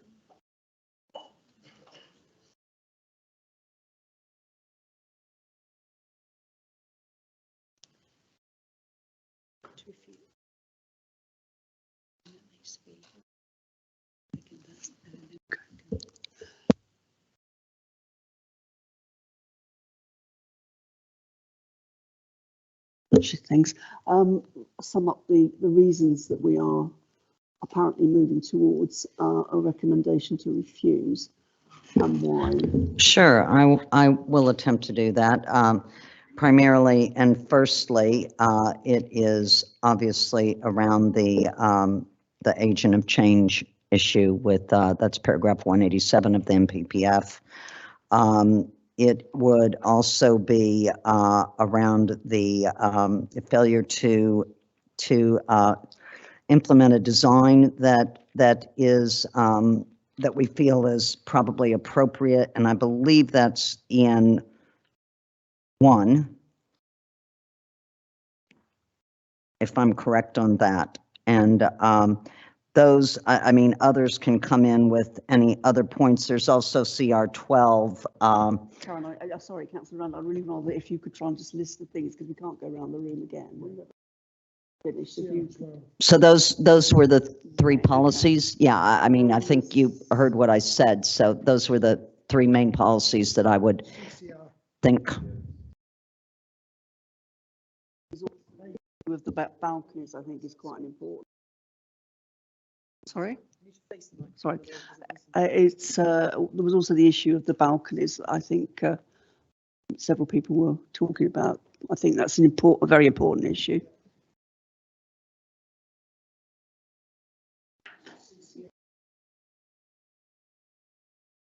Councillor Lang, are you going to second and maybe? So I'll second that, of course. And it's for me, it's when is a balcony not a balcony? With this. Do you get where I'm coming from on that? If it's access to a single staircase, by the way, which I'm not happy about, but that's another matter. I think that was raised by Councillor Robinson, maybe. But yeah, mine is these balconies will end up being used as balconies, and not just access. Therefore, that impacts on the pub for me, and I did mention balconies in my summing up. So yeah, probably didn't help, but thank you.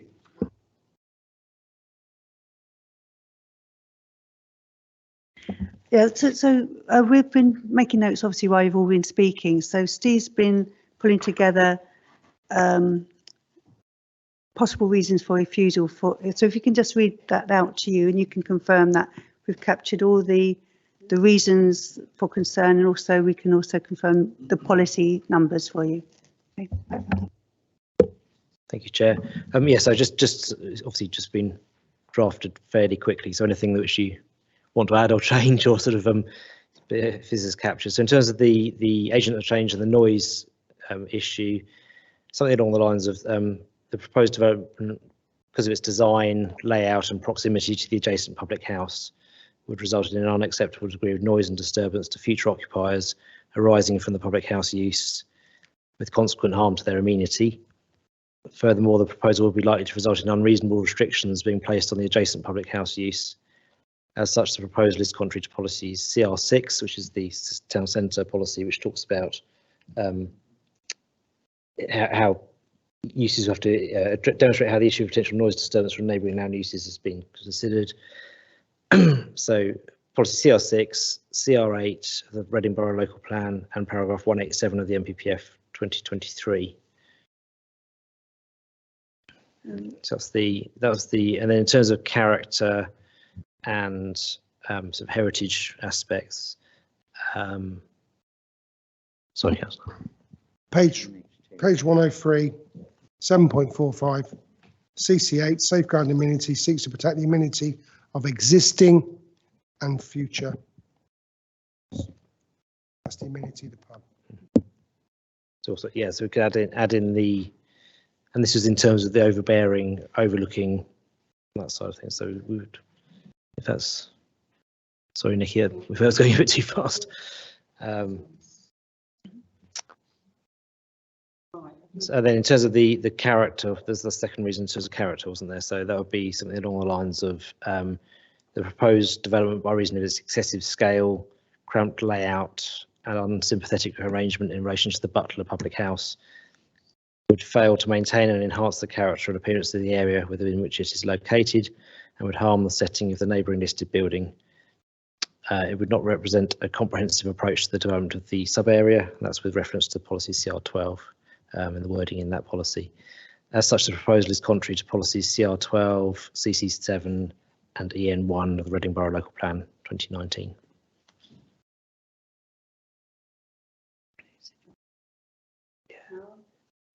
Yes, sorry. I couldn't quite hear because I'm really having a hard time hearing this evening. But did you list H1 there at the end? Would that be, is that the relevant policy there or in regards to design? So EN1 was the EN1, the heritage. yeah, but H1 doesn't. The H1's housing numbers and. Okay, Yeah. okay, maybe I'm, yeah, okay. But we should also include, it should also include the sort of standard reason for refusal for failure to complete a 106 agreement in respect of the, would be the heads of terms at the head of the report. So affordable housing and everything else, which is.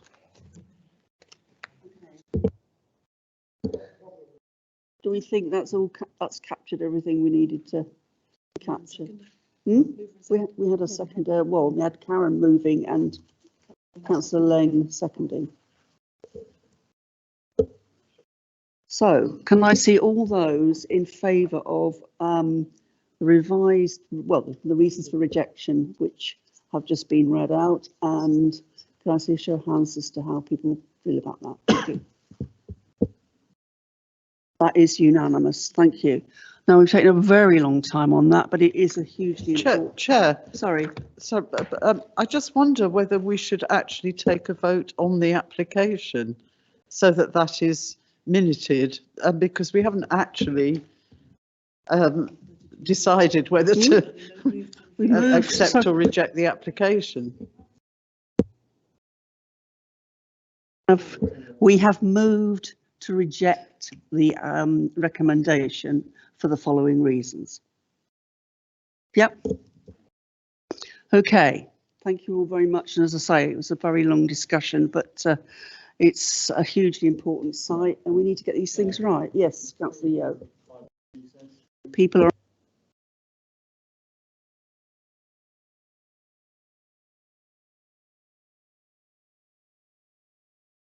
What's the time now? Sorry? 8:35. Can we come back by 8:35, please, at the latest? Do you want to do Wendy's item next rather than? Well, I was wondering if we could ask her. Do you want to ask Wendy? Yeah.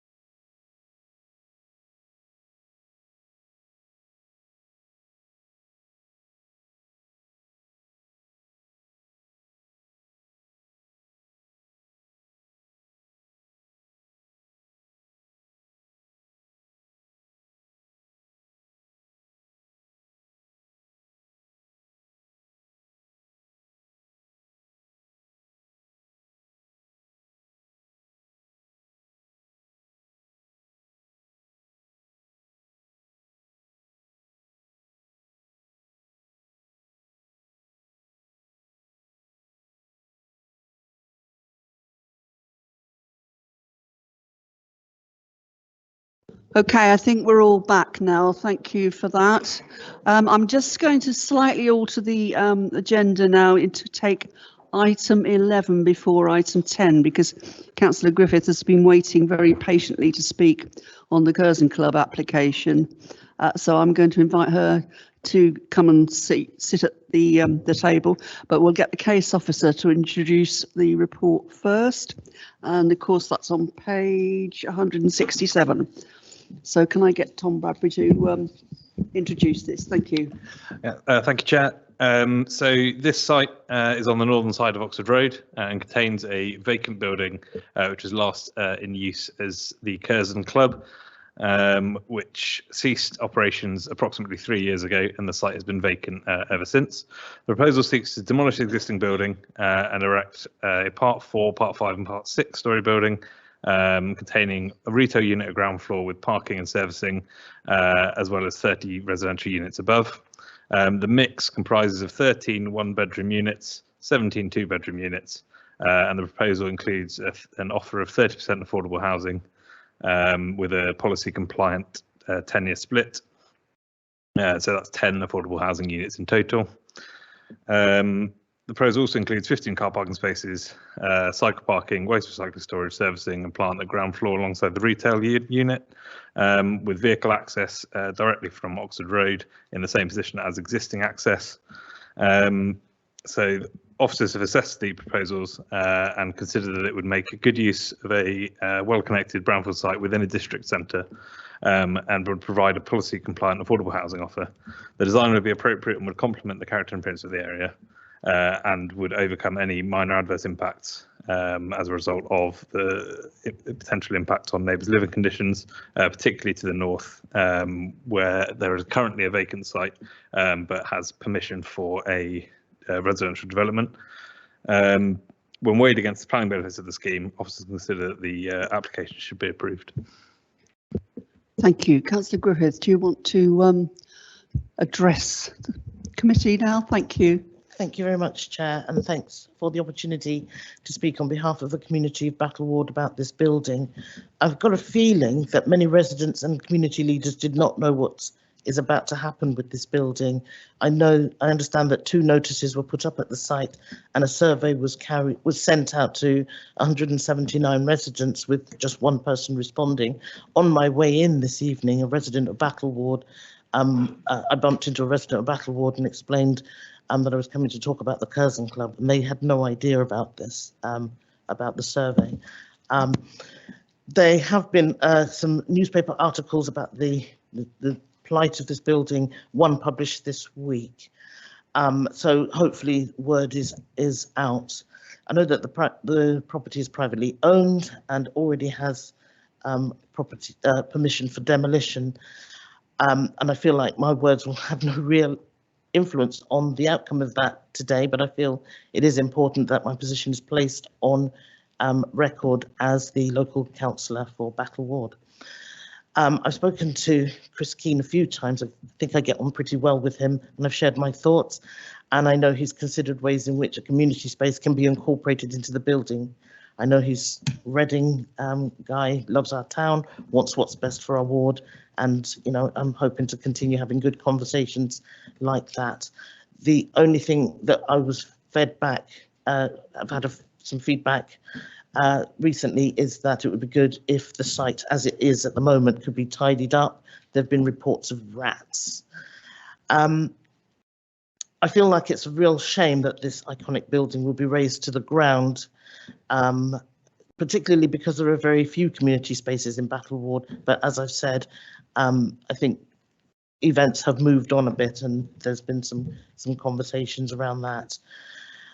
I think my other concerns are about school places. I'm hearing from parents coming to our surgeries that they're struggling to find nursery and primary places in our ward.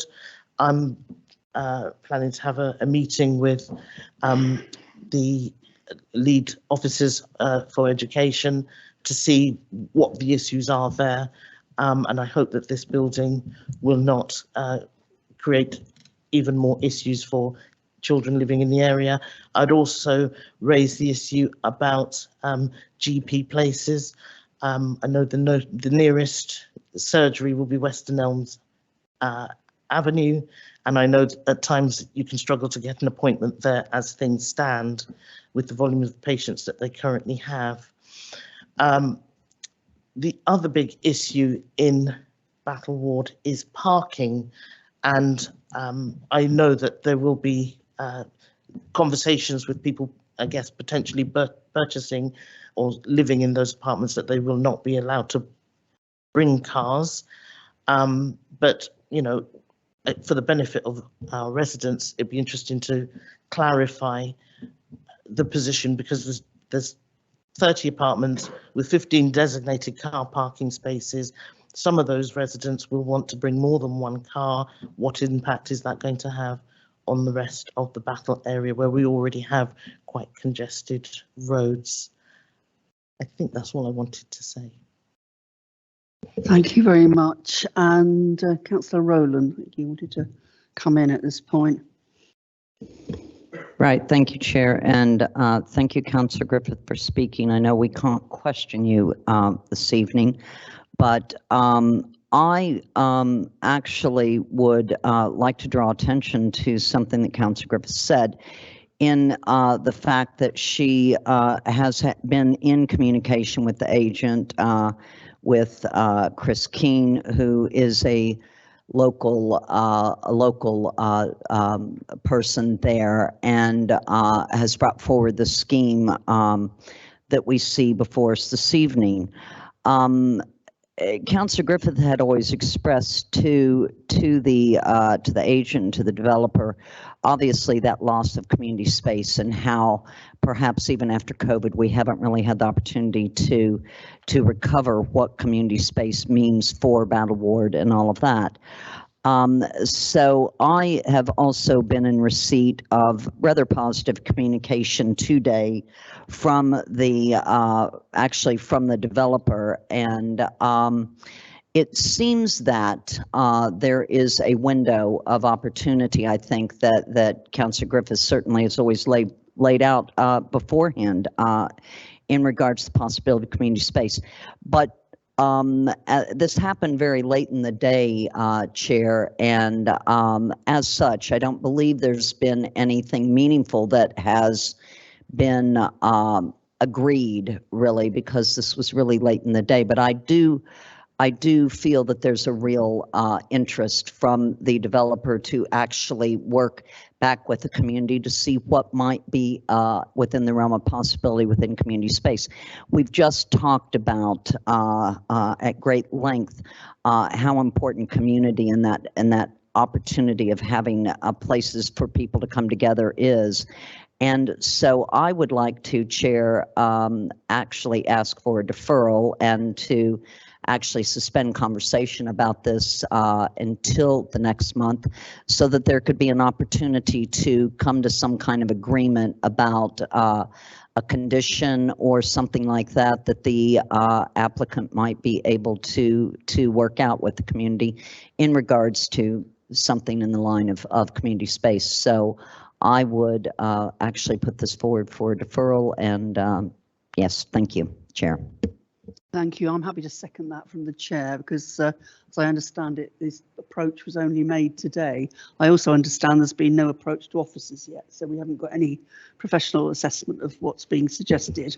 So can I second your proposal and ask that we defer this for discussion around this apparent late offer to work on the community space? Yep. Could I see all those in favour of that, please? Thank you. And Councillor Griffiths, I'm sure you might want to come back and hear what's said next month as well. So thank you for your time. I'm sorry you were kept waiting so long. No, not a problem. Thank you very much. Thanks. Thank you, councillors. Right, we'll now go back to item 10, which is it's billed as Oxford Road, but really it's around the entrances in Western Elms Avenue, just around the corner. And it's Ethne, is it? Is that Ethne introducing this? Yeah, Thank you, Chair.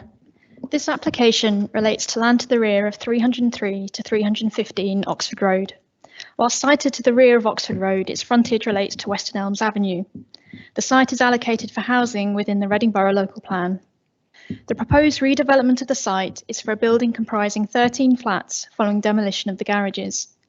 The existing garages are run down and unsightly within the street scene. As advised by Thames Valley Police, the garages are home to antisocial behaviour and other crime-related activities. There is no objection to the loss of the garages, and the redevelopment of the site provides a welcome opportunity to improve the character and appearance of the area, as well as the overall ecology of the site. As acknowledged in the main agenda report, there is an element of harm relating to the affordable housing contribution proposed. In this case, whilst the proposal does fall short of the Policy H3 target, this is as a result of viability considerations which have been demonstrated and tested to justify a lower affordable housing contribution in this case. Such instances are recognised within the wording of Policy H3. Given the constraints of the site and the site allocation objectives to be met, this is a difficult site to develop. It is considered that the benefits of the development, particularly the regeneration of the site, alongside the visual and environmental benefits discussed within the report, are considered to outweigh the identified harm. Overall, the proposals would be a positive addition to the street scene and wider area, and as such are recommended for approval subject to completion of legal agreement and the conditions as set out in the main agenda report. Thank you, Chair. Thank you. Councillor Gavin. Thank you, Chair. Yeah, I'd like to welcome this application. Western Elms Avenue, which I'm very familiar with. I've lived off the Oxford Road for over 30 years now, 40 years actually. I can imagine that some time ago it was a really grand road full of very large Victorian houses which are set well back from the road. I think the officer described the street as verdant in the report, which I thought was a delightfully old-fashioned term, but it is the potential of being a beautiful street. But it has this particular black spot, if you like, at the bottom of the road where these garages exist. And I think that this will be an excellent use. We're bringing housing back into we're bringing much needed housing. I agree that the non-compliance on the affordable housing is regrettable, but is perfectly well explained and argued in the report, and therefore I think we have to accept that that is the case on this occasion, that it really is not viable to demand more.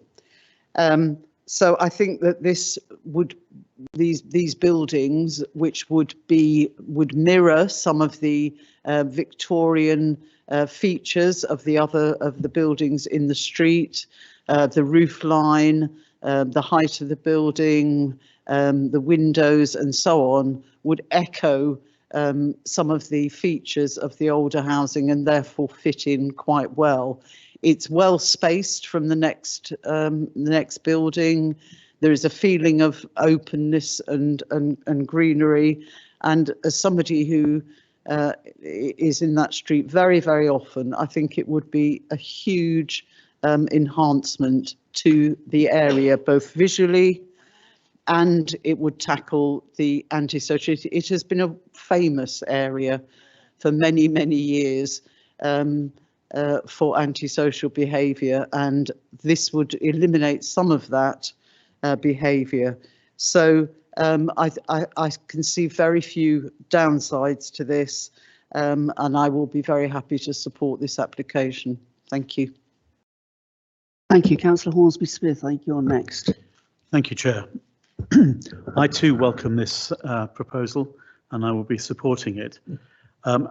I agree with what Councillor Gavin has said in that this removes an eyesore and has made good use of the land.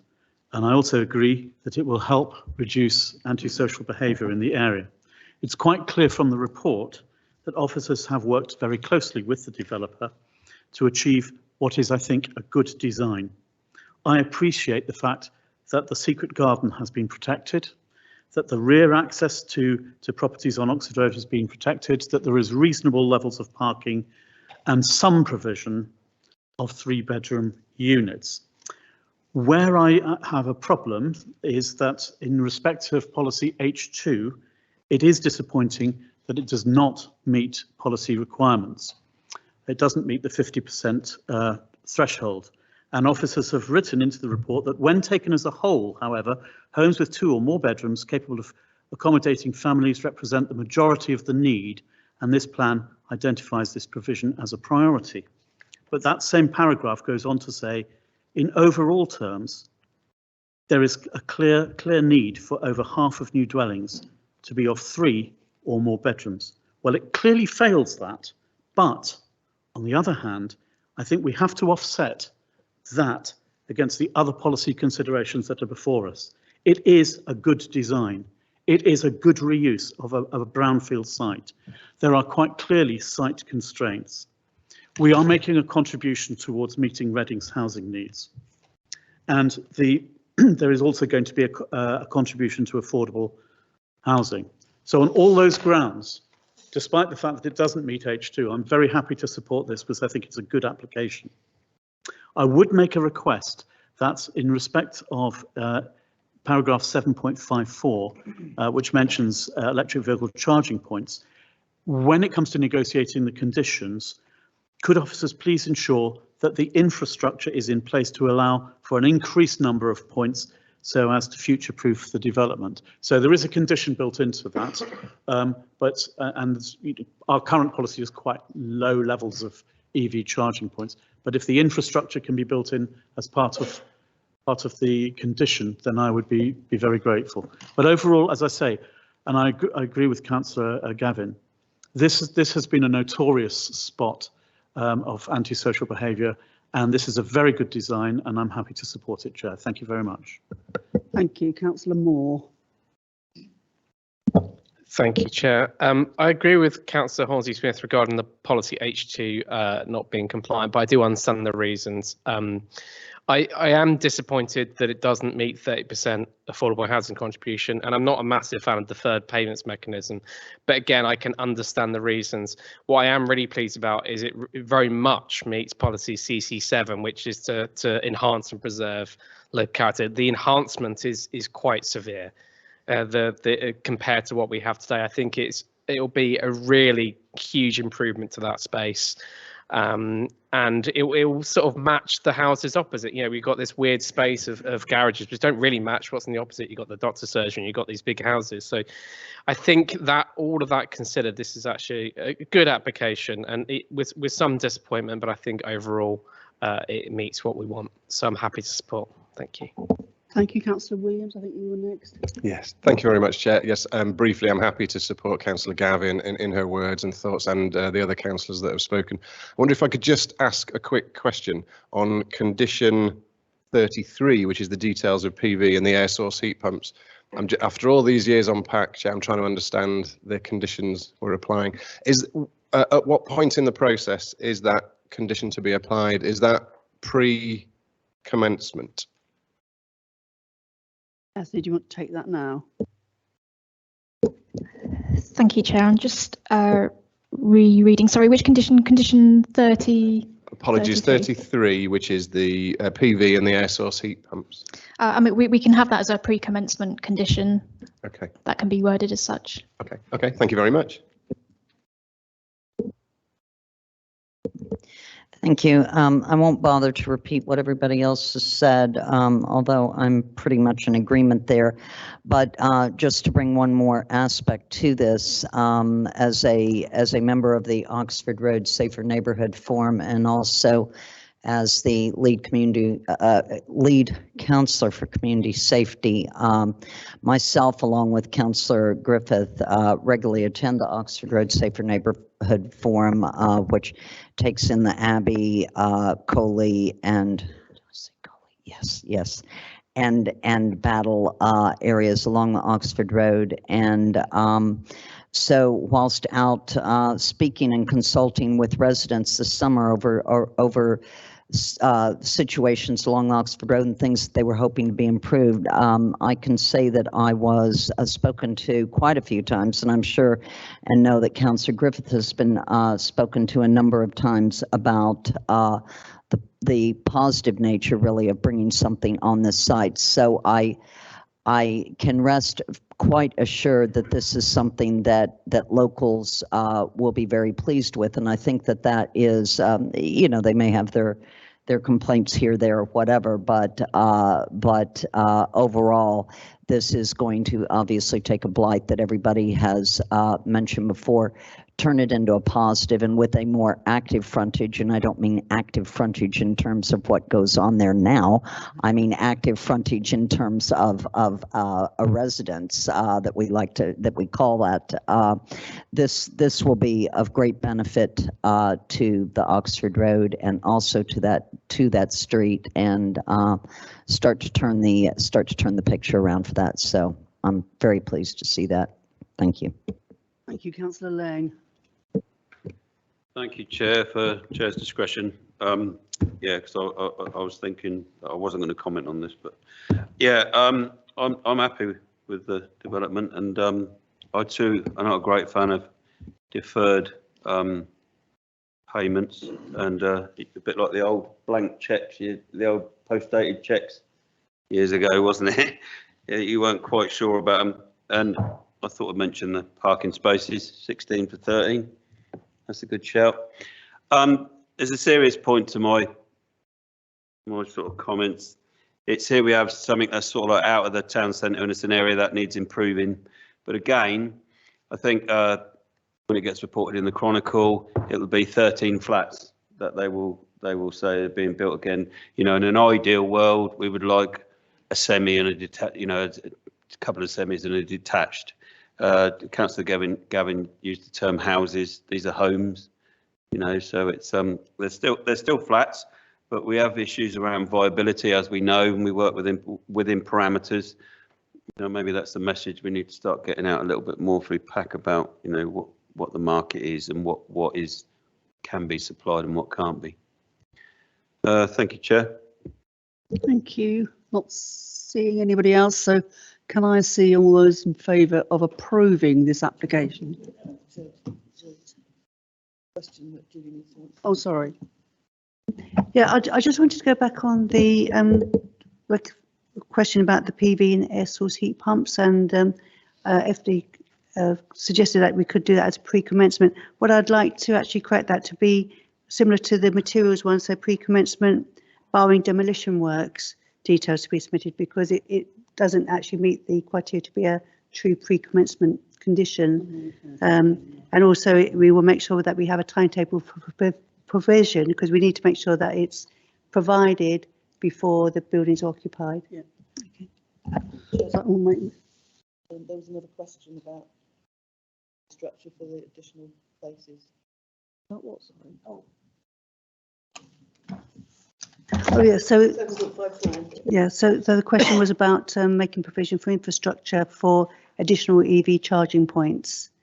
So you wanted that to be included in the condition for EV charging points? I think it's, sorry if I may, Chair, it's covered in condition 6, I think it is, which says that EV charging points will be as per policy. My request is that as part of that condition, that the infrastructure be added to that, so to allow for an expansion of that. And the reason for that is that whilst it may be policy compliant at this stage, it's quite likely that there will be an increased demand. So it would make sense at this stage, if possible, that the infrastructure is built in that will allow a future expansion of those points. Thank you, Chair. Those clarifications, can I just see all those in favour again, please? Councillor. Yeah, thank you very much. That's unanimous. Right, we now go on to the property in Hartland Road in Churchward, and I believe, Steve, you're going to introduce this. Thank you, Chair. I'll just get the slides. It's on page 185, yeah. just get the slides up for you. Thank you, Chair. Hopefully you got the right slides up as well. Yes. This application's for a single-storey extension to an existing house. It's being brought to committee as Reading Borough Council is the applicant. It's also the owner of the property. It's currently vacant. Full permission sought for a single-storey extension. There's also associated works of external insulation, an air source heat pump and solar panels to improve the thermal efficiency of the building. The proposal retains the front and rear gardens, and the officers work to secure protection for the existing trees. Overall, it's considered acceptable and it's recommended for approval as set out in the main report. Thank you, Chair. Thank you. Councillor Hornsby-Smith, you're the ward councillor. Do you want to say anything? Yes, as the ward councillor, I just wanted to make a brief comment of support for this. Clearly, this is a very welcome development. It's a site where I've never seen it other than being boarded up since I was been elected. It's a really good use of an unoccupied space, and I think clearly the report sets out that there are sufficient conditions put in to protect the trees, and there's no impact on residential amenity. It's a report that I'm delighted to see that this is coming forward. So thank you. Can I see all those in favour? Thank you very much. Which takes us on to the report, which I think Councillor Ennis and Councillor Emerson are declaring an interest on, as they told us many hours ago. And we will remember to come and get you back. What was Bella's declaration about? Because I was fiddling with. She's the lead for housing. Okay. That was the case. Yeah. I missed it because I was checking the microphone. Right. So, Tom Bradford, I think you're introducing this report, which starts on page 201. Thank you. Thank you, Chair. So the next application is in relation to the site at 2 Hexham Road, which was previously known as the Willows Care Home. So the site is on the corner of Hexham Road and Northumberland Avenue and is currently a vacant cleared site. Prior to demolition earlier this year, the site contained a residential care home. The site is in the ownership of Reading Borough Council. And the proposal seeks to erect a building between 1 and 4 stories, which comprises a daycare centre at ground floor level to provide social care services, and 42 one-bedroom flats for use as sheltered housing, split between older persons sheltered housing and general needs sheltered housing. 30% of the units are proposed to be affordable, with the intention for this to rise to 100%. The day centre at ground floor will comprise multiple rooms, providing space for adults with profound and multiple learning disabilities, and would have access to a courtyard area in the centre of the site. 16 car parking spaces are proposed, and an in-out access onto Hexham Road would be created. The building would be 4 stories facing onto Northumberland Avenue, dropping to 2 and 3 with on the side facing onto Hexham Road, and down to 1 and 2 stories at the eastern end of the site. The proposal would redevelop an underused brownfield site, providing specialist residential and care facilities in a well-designed, sustainable building. The proposal is considered acceptable by officers and is recommended for approval. Thank you very much. Councillor Gavin, I think you want to. Thank you, Chair. I'd like to welcome this application, which will bring back into use a former care home site. And it will provide for independent and supported accommodation for some of our most vulnerable residents. So the daycare centre for adults with profound and multiple learning disabilities in some great new facilities, which is all centred around this rather attractive courtyard. Mm-hmm. There's lots of trees and landscaping, which will create an open feeling around the site. There's been extensive public consultation on this application, which as Chair of Access and Disabilities, I witnessed when the developer came and spoke to that forum.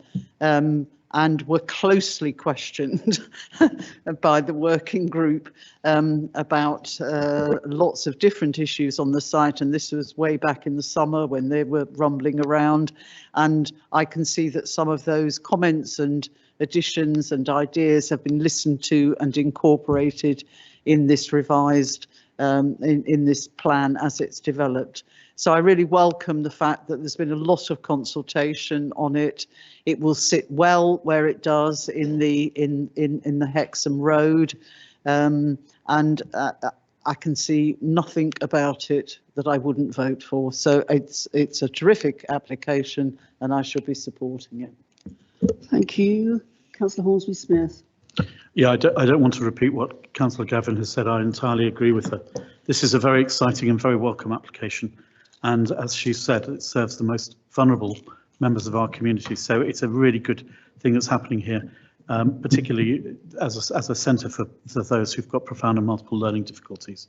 The only couple of points that I would add to what she has said is that I think that the design provides a very good way of protecting the visual amenities of residents in both Hexham Road and Bede Wart. And as she said, it deals with the current vacant site. I think the landscaping is very good, and I think the use of it is going to be fantastic. So I too welcome this proposal. Thank you. See anybody else? Can I see all those in favour of approving this application? Thank you very much. And would somebody tell Councillor Ennis and Councillor Emerson they're not to run away? Thank you. We'll just, and then we are going on when they come back in to, well, it's not the final one because we've still got to return to those blue papers. But it's the last report for decision on the, what I call the party in the park, but the Kings Meadow proposal.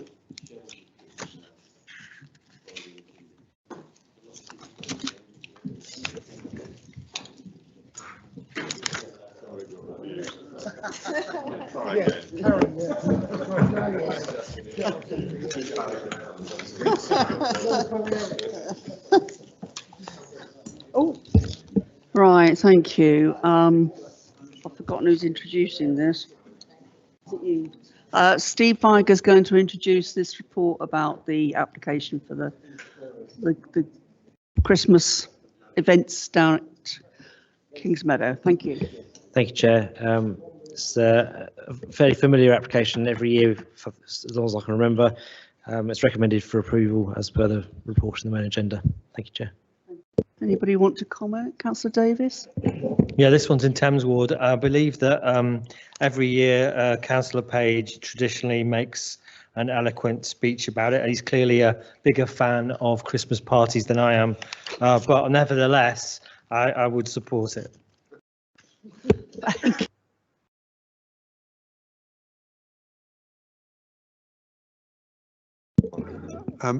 Thanks, Chair. Two things. One very quick comment on condition 7, which is that the generator should add no more than 0 decibels to the background noise. I don't know if that's a typo because it seems a bit stringent. The other is I can't see any mention of energy use, and when we talk about permanent buildings, we're very keen on energy use, and this is a temporary installation. And not too dissimilar in a way to Reading Festival. Now, when Reading Festival come to H&L and give us a great breakdown of what they're doing to do what they do in a sustainable way. And I wonder if we can encourage a similar approach with these promoters. Not necessarily a planning, Probably a bit late for this year, but I think it's up to the maybe for next year, assuming they're back again. You could ask for that, and I'm sure various councillors who are on H&L will have listened to that. Thank you. Can I see all those in favour of this application? Sorry? Thank you, Chair. No, I think yeah. Oh. I think that's right. I think it's just a technical way of writing it. I think it's just say you shouldn't increase background noise levels. Okay, all those in favour. Thank you. Thank you. That's it in terms of decisions, but we do need to just go back with apologies to. Oh, I've got to read out the.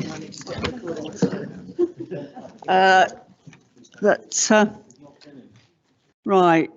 Pursuant to section 100A, sorry, of the Local Government Act 1972, as amended, the press and public be excluded for the consideration of Appendix 2 to Item 8, as there as there is likely to be a disclosure of exempt information, and as defined in the paragraph 80, paragraph 6A and B of the part 1 of the schedule 12A. It's late to that act. Okay, thank you. So assuming everybody